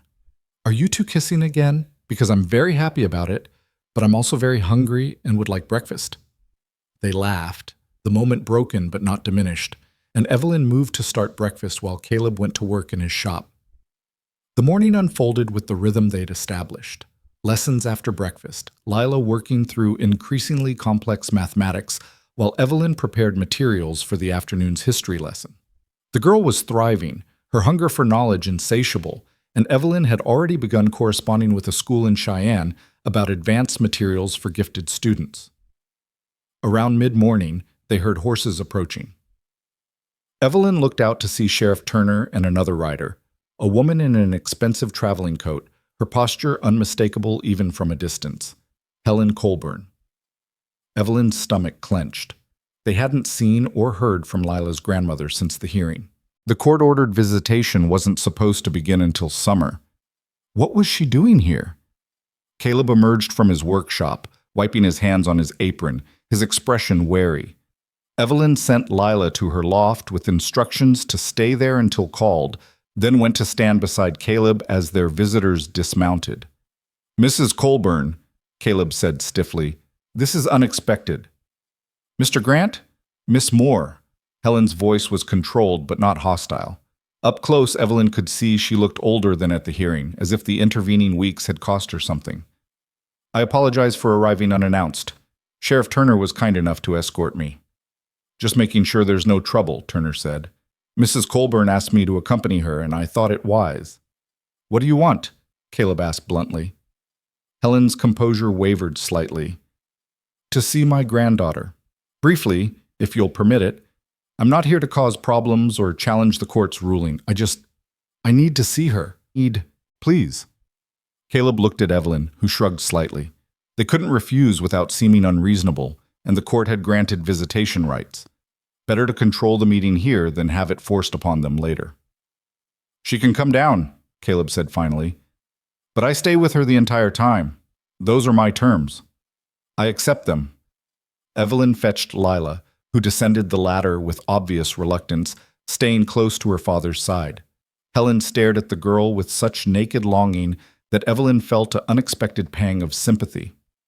Whatever else she was, Helen Colburn was a woman who'd lost her daughter and was looking at a living echo of that loss. "Hello, Lila," Helen said softly. "I'm your grandmother Colburn. We met briefly at the hearing." "I remember." Lila's voice was small but not unkind. "You wanted to take me away. I wanted to give you opportunities. I see now that I went about it wrongly. Your father was right. I tried to control Sarah's life, and when she chose differently, I pushed her away.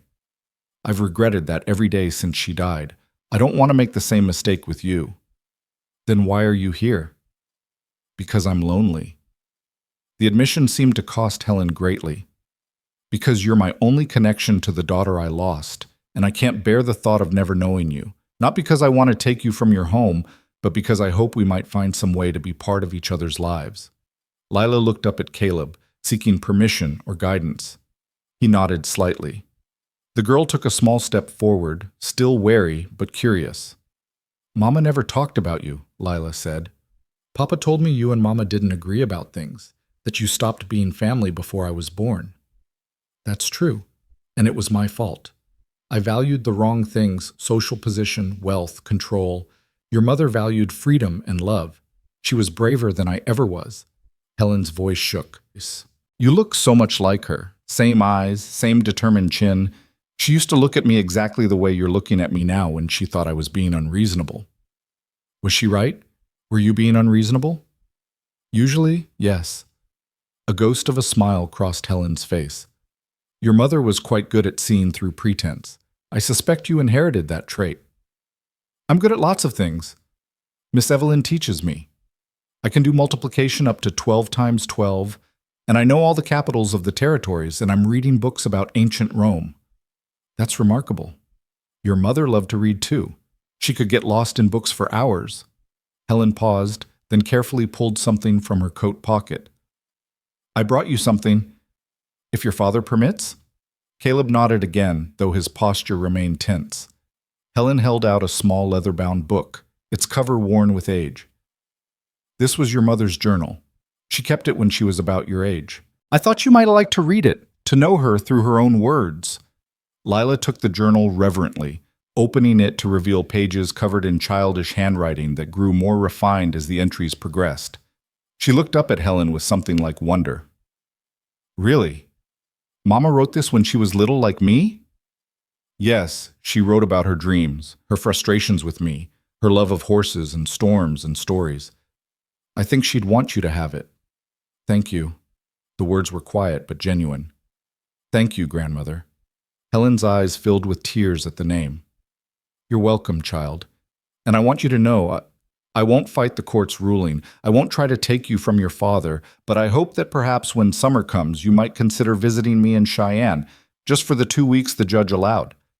I'd like to show you where your mother grew up, tell you stories about her childhood, help you know the part of her history that I represent. Lila looked at Caleb. Papa, would that be okay? The question clearly cost Caleb something, but he answered steadily. If you want to go, I won't stop you. Your grandmother is right. She's part of your history, part of your mother's story. I don't have to like it, but I'll respect it. I'd like to go, Lila said slowly, but only for 2 weeks. And then I come home. This is my home, here with Papa and Miss Evelyn. That doesn't change. I understand. Helen stood, preparing to leave. She looked at Caleb, and some of the aristocratic coldness had melted from her face. Mr. Grant, I misjudged you. I saw a carpenter who'd taken my daughter from her proper place in society, and I couldn't see past my own prejudice to recognize that Sarah chose you because you were what she needed. You gave her happiness I never could. And you're giving my granddaughter something equally precious, freedom to be herself. I'm sorry for trying to take that away. I'm sorry for your loss, Caleb said, and there was genuine sympathy in his voice. Sarah was remarkable. We both loved her. That's common ground, at least. Helen nodded, unable to speak for a moment. Then she turned to Evelyn. Miss Moore, I underestimated you as well. I assumed you were an opportunist taking advantage of Mr. Grant's difficult circumstances. I see now that you genuinely care for this family. I hope you'll be happy together. Thank you, Mrs. Colburn. That means more than you might think. After Helen and Sheriff Turner left, the cabin felt strangely quiet. Lila sat by the fire, reading her mother's childhood journal with careful attention, occasionally laughing at something Sarah had written. Caleb returned to his workshop, but through the window, Evelyn saw him standing motionless at his bench, staring at nothing. She found him there an hour later, still motionless, lost in thought. Caleb? He looked up, and she saw tears on his face, the first she'd ever witnessed from him. She gave Lila Sarah's journal, the one I didn't even know existed. All these years I've tried to keep Sarah's memory alive for our daughter with just my stories, my incomplete picture of who she was. And Helen just gave Lila a piece of her mother I could never provide. That doesn't diminish what you've given her. You've given her love and security and a home. Helen gave her a book. It's not just a book. It's Sarah's voice, Sarah's thoughts, Sarah's childhood preserved in her own handwriting. Lila will read that and know her mother in ways I never could have shown her. He wiped his face roughly. I should be grateful. Grateful. But it also reminds me how much I've lost, how much Lila never got to have.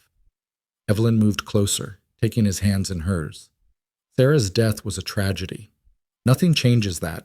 But Caleb, you've spent 8 years keeping her memory sacred by refusing to fully live yourself.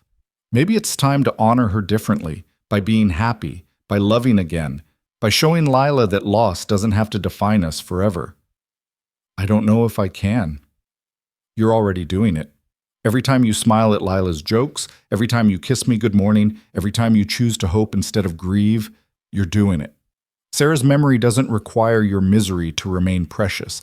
She'd want you to live, Caleb, truly live, not just survive. He pulled her close, holding her with the desperation of a man learning to let go of old pain. You make it sound simple. It's not simple, it's terrifying. But we'll do it together. They stood like that for a long time, holding each other in the workshop that smelled of wood and varnish and possibility. While outside, the snow continued to fall, and inside the cabin, Lila read her mother's words and learned that grief and joy could coexist, that families could be broken and remade, that love had many forms, and all of them mattered. The days before the wedding passed in a blur of preparation. Mrs. Peterson arrived with a dress she'd commissioned from the finest seamstress in Pine Hollow. Simple cream silk with lace at the collar, far more beautiful than anything Evelyn had ever owned. Lila had a new dress too, pale blue with ribbons, and she practiced walking down the aisle with such seriousness that both adults had to suppress smiles. Caleb worked late into the nights finishing a special project, a hope chest for Evelyn, cedar-lined and beautifully carved with pine branches and songbirds. When he presented it to her 2 days before the wedding, she couldn't speak for the emotion clogging her throat. "It's traditional," he said, almost shy, "for a groom to give his bride something handmade. I wanted you to have something that was just yours, something beautiful that would last." "It's perfect," she managed. "Thank you doesn't seem adequate, but thank you." Christmas Eve arrived cold and clear. The cabin glowed with lamplight, and the small decorations they'd made together, pine boughs over the door, candles in the windows. Lila's drawings of snowflakes hung on twine stretched across the rafters. They ate supper together, the three of them, and Evelyn thought about how this was their last evening as not quite a family, how tomorrow everything would be official and binding and real in ways that still made her nervous despite her certainty. After Lila went to bed, Caleb walked Evelyn to her small room, lingering in the doorway. "Last chance to change your mind," he said, trying for levity but unable to quite hide the anxiety beneath. "I'm not changing my mind. Are you?" "No. But I want to make sure you understand what you're agreeing to. I'm not going to suddenly become easy to live with. I'll still have days when the grief catches me sideways, when I'm distant or difficult. I'll still work too much and talk too little and probably forget important occasions. You deserve someone whole and uncomplicated, and that's not me." "I don't want someone whole and uncomplicated. I want you." She reached up, cupping his face in her hands. "Caleb, I'm not walking into this blind. I know who you are. The stubborn, grieving, devoted man who works himself to exhaustion for his daughter and has slowly, grudgingly let me into his heavily guarded heart. That's who I'm choosing. That's who I want to spend my life with." "Why?" "I still don't understand why you'd choose this life when you could have so much more. Because this life is mine. Not something handed to me. Not something I fell into by accident, but something I'm actively choosing and building. I spent years in Philadelphia living a life that happened to me, teaching because it was respectable, existing because the alternative was unthinkable. This is the first time I've felt truly alive, truly purposeful. You and Lila didn't rescue me from loneliness. I rescued myself by being brave enough to answer those letters, and then brave enough to stay when everything went wrong. This life is my reward for that courage, and I'm not giving it up." He kissed her then with an intensity that spoke of gratitude and desire and the beginning of love that hadn't quite found words yet. When they parted, his eyes held less fear and more hope than she'd ever seen. "Tomorrow," he said. "Tomorrow," she agreed. Christmas morning dawned brilliant and cold. Evelyn woke before first light, her stomach fluttering with nerves and anticipation. She dressed carefully in the cream silk gown, pinned her hair up with the ivory combs Mrs. Peterson had lent her, and studied her reflection in the small mirror. She looked different somehow, not just dressed for a wedding, but transformed, confident, chosen. Home. The ceremony was scheduled for noon at the small church in Pine Hollow. They arrived early to find the building already filling with townspeople, more than Evelyn had expected, their curiosity or genuine good wishes bringing them out despite the cold. Mrs. Peterson fussed over Lila's ribbons, while Sheriff Turner stood with Caleb near the altar, both men looking uncomfortable in their formal clothes. Then the music started. A simple hymn played on the church's worn piano, and Evelyn walked down the aisle on Mrs. Peterson's arm, her eyes finding Caleb's and holding them. He looked terrified and awed in equal measure, standing rigidly in his wedding suit, and she wanted to laugh and cry simultaneously at how perfectly imperfect this moment was. The minister began the ceremony, his words familiar and strange all at once. Evelyn barely heard them, focused entirely on Caleb's face, watching him struggle with emotion as they repeated their vows. When it came time for him to speak his promises, his voice was rough but steady. "I, Caleb Grant, take you, Evelyn Moore, to be my lawfully wedded wife. I promise to honor you, respect you, and protect you for all the days of my life. I promise to work beside you in building our family and our home. I promise to try, every single day, to be worthy of the gift you've given me by choosing us." Evelyn's own vows came easier, flowing from certainty rather than obligation. "I, Evelyn Moore, take you, Caleb Grant, to be my lawfully wedded husband. I promise to stand beside you in joy and in sorrow. I promise to love your daughter as if she were my own. I promise to be patient with your grief, gentle with your healing, and steadfast in my commitment to the life we're building together." The minister pronounced them married, and when Caleb kissed her, the small church erupted in applause. Lila bounced in her seat, clapping wildly, her face radiant with joy. This was what she'd hoped for, what she'd gambled everything on when she'd written those letters. A family, whole and chosen and real. The celebration afterward at Mrs. Peterson's ranch was simple but warm. Someone had brought a fiddle, and there was dancing despite the limited space. Evelyn found herself passed from partner to partner. Sheriff Turner, then Mr. Harrison the furniture buyer, then even Judge Morrison, who'd come despite having no obligation to attend. "You did well up there," the judge told her as they danced. "Many would have fled when faced with what you encountered, the deception, the custody battle, the forced engagement. You stayed and made something real from it. That takes character." "Or stubbornness," Evelyn said. "Sometimes they're the same thing." He smiled slightly. "I'll be watching Miss Moore. Mrs. Grant, I should say. Making sure that marriage stays genuine, that young Lila continues to thrive. But between you and me, I don't think I'll find any problems. You're good for them, and they're good for you." Later, as the sun began to set and guests started heading home, Lila pulled both Evelyn and Caleb aside with the importance of someone about to make an announcement. "I have presents for you," she declared. "I made them myself." She handed them each a carefully folded piece of paper. Evelyn opened hers to find a drawing, 3 figures holding hands beneath a crooked roof, a man, a woman, and a small girl between them. Below it, in Lila's careful script, were the words, "Our family. Papa, Mama Evelyn, and me. Forever." "Mama Evelyn," Evelyn repeated, her voice catching.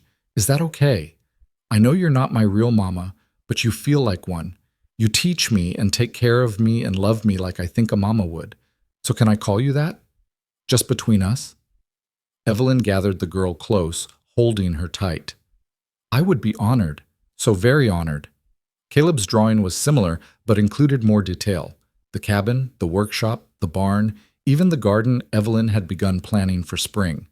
At the bottom, Lila had written, "Thank you for being brave enough to let us love you again." Caleb stared at those words for a long moment, then pulled his daughter into his arms, his face buried in her hair. When he finally looked up, his eyes were wet, but his smile was genuine, the first truly unguarded smile Evelyn had seen from him. "I love you, Lila Bug, and I promise to keep trying to be the father you deserve." "You already are, Papa. You just needed help seeing it." They returned home as the stars emerged, the wagon rattling over frozen ground, the 3 of them bundled together under blankets. Lila fell asleep between them, her head on Evelyn's shoulder, snoring softly. Caleb drove with one arm around his family, and Evelyn thought about how strange and wonderful it was that this exact moment, this exact configuration of people, was now her life, her choice, her future. The cabin was dark when they arrived, but Caleb had arranged for someone to light the lamps beforehand, and warm light spilled from the windows. He carried Lila inside and tucked her into the loft, while Evelyn banked the fire and set water to heat for tea. When he came back down, he found her standing by the window, still in her wedding dress, watching snow begin to fall again. "Mrs. Grant," he said, testing the name, "how does it feel?" "Right. Terrifying, but right." She turned to face him. "How about for you?" "The same. I never thought I'd stand in a church and promise myself to someone again.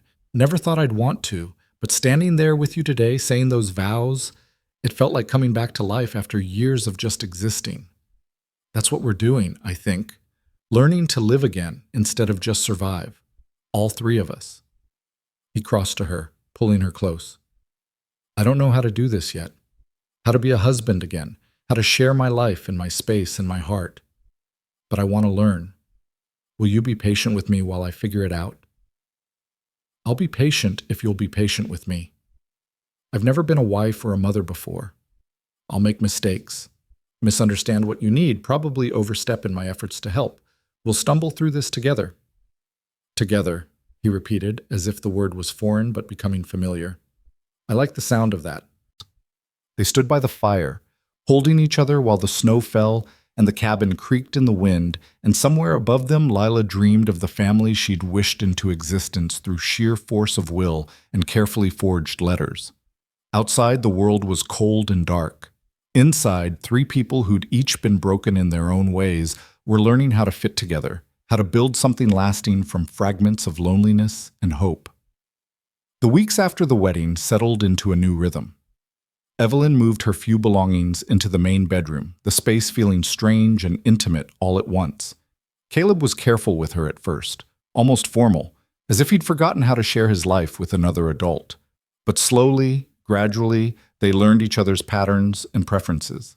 She discovered he liked his coffee black and strong, that he worked best in silence, that he had nightmares sometimes and woke gasping Sarah's name. He learned that she read before bed every night, that she hummed while cooking, that she needed solitude occasionally to process her thoughts.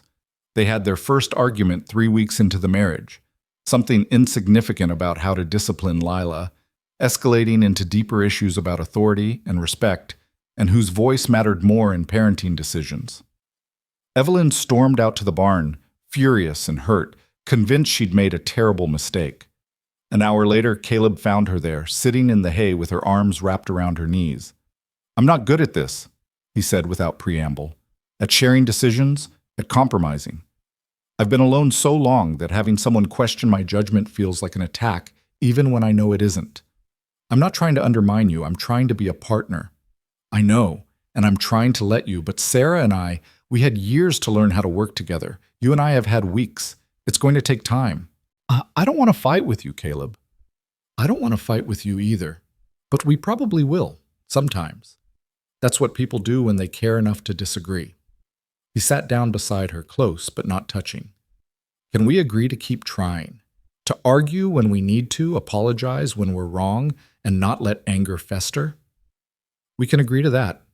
They went back to the cabin together, and that night, lying in the darkness, Caleb told her stories about Sarah, how they'd met, what she'd loved, how she'd died. It hurt to hear, but Evelyn listened, understanding that these stories were a gift, a way of including her in the history that had shaped him. I'm not trying to replace her, Evelyn said when he finished. I couldn't even if I wanted to, but I hope there's room in your heart for both of us, for the memory of who she was and the reality of who I am.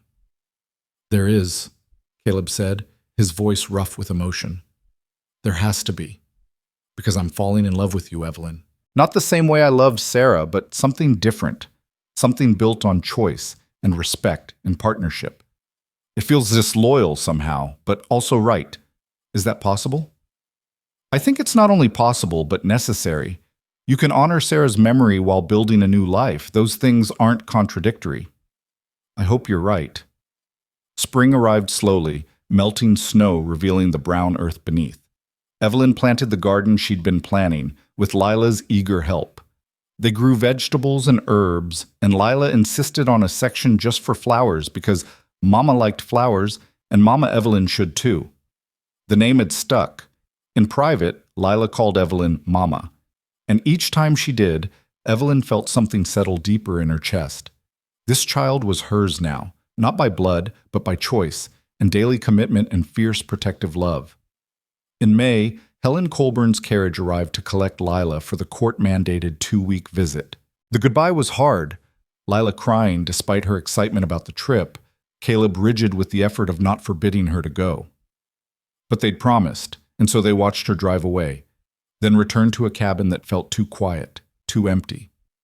What do we do now? Caleb asked, standing in the middle of the room, as if he'd forgotten its purpose.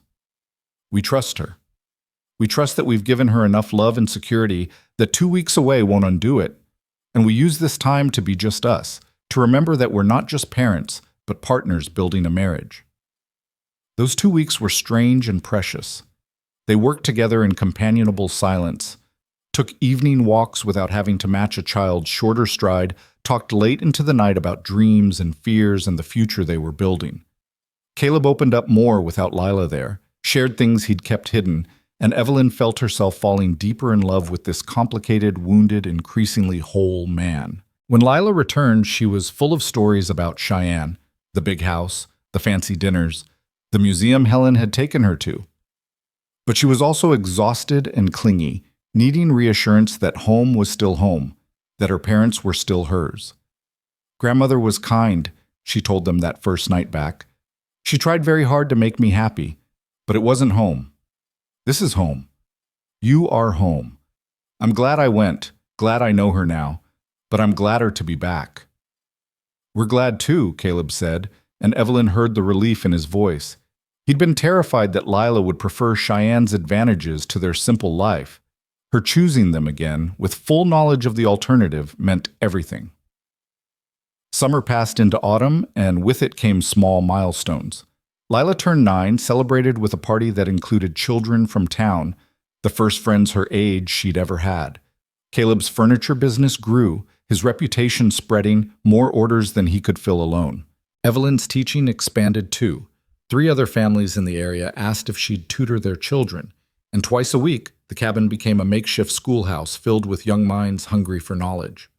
On a crisp October morning, exactly 1 year after Evelyn had first stepped off that train in Pine Hollow, she woke to find Caleb already awake, watching her in the early light. "What?" she asked, suddenly self-conscious. "Just thinking about how different my life is from a year ago. How different I am." He traced her cheekbone with his thumb. "A year ago, I was barely surviving. Now I'm living, really living, because you were brave enough to answer those letters, stay when you should have left, and build this life with us. We built it together, all 3 of us." "True, but you were the catalyst, the one who forced change when we'd have stayed frozen in grief and isolation." He paused, then added softly, "I love you, Evelyn Grant. I should say it more often. I love you for your strength and your patience and your willingness to love us broken pieces." "I love you too," she said, and meant it with every fiber of her being, broken pieces and all. They made love slowly, tenderly, and Evelyn thought about how she'd traveled 2,000 miles expecting one future and found something entirely different, something harder and stranger and more real than anything she'd imagined. She'd come seeking a home and found a family. She'd come expecting to be needed and discovered she was wanted. Most importantly, she'd learned that families didn't have to be built from blood or tradition. They could be built from choice and commitment and the daily work of loving people who sometimes made that work difficult. That evening, they gathered for supper as usual. But before they ate, Lila presented them with something she'd been working on, a story written in her careful script about a girl brave enough to write a letter and a woman brave enough to answer it. "It's for you, Mama Evelyn," Lila said, handing over the carefully bound pages. "The story of how you became my mother, how we became a family." Evelyn read it aloud while Caleb listened, his hand covering hers on the table. The story was simple but true, capturing the fear and hope and desperate gamble that had brought them together. When she finished, her voice was thick with emotion. "It's perfect, sweetheart. Absolutely perfect. Will you keep it forever, so we always remember how we started?" "I'll keep it forever," Evelyn promised. "And someday, when you're grown with children of your own, you can tell them this story, about how your father was brave enough to let love in again, about how a child's courage brought 3 lonely people together, about how families aren't always born, sometimes they're chosen." After Lila went to bed, Evelyn found Caleb in the workshop, standing before a partially finished piece, a dining table, larger than the one they had, meant to seat 6 instead of 3. "Planning for the future?" she asked. "Hoping for it, at least. Thought maybe someday we'd need more room, for guests, or other reasons." He glanced at her, suddenly shy. "If you wanted, more children, I mean. I know we haven't discussed it, and I'd understand if you didn't—" "I'd want that," Evelyn interrupted softly. "Not right away, perhaps. But someday. Brothers or sisters for Lila. More love in this house that's already so full of it." He pulled her close, and they stood together in the wood-scented workshop, while outside the stars emerged and inside the cabin their daughter slept safely in her loft, dreaming of the family she'd written into existence through nothing more than hope and ink and impossible courage. Above the workbench, tacked to the wall where Caleb could see it every day, hung Lila's drawing, three figures holding hands beneath a crooked roof. Not perfect, but chosen. Not blood, but family. Not the life any of them had planned, but the life they'd built together through trial and error and the stubborn refusal to give up on each other. And in the cabin, tucked into Evelyn's hope chest beside her wedding dress and her mother's cameo, rested those original letters, the ones that had started everything. Lies that had become truth. Deception that had led to love. Words that had carried a lonely teacher across a continent to find, in the unlikeliest of places, exactly where she belonged. Home wasn't a place she'd come to. It was a family she'd chosen, and who had chosen her in return. And that, Evelyn thought as she stood in her husband's arms, surrounded by wood shavings and lamplight and the quiet sounds of their sleeping daughter, that was the truest kind of home there was.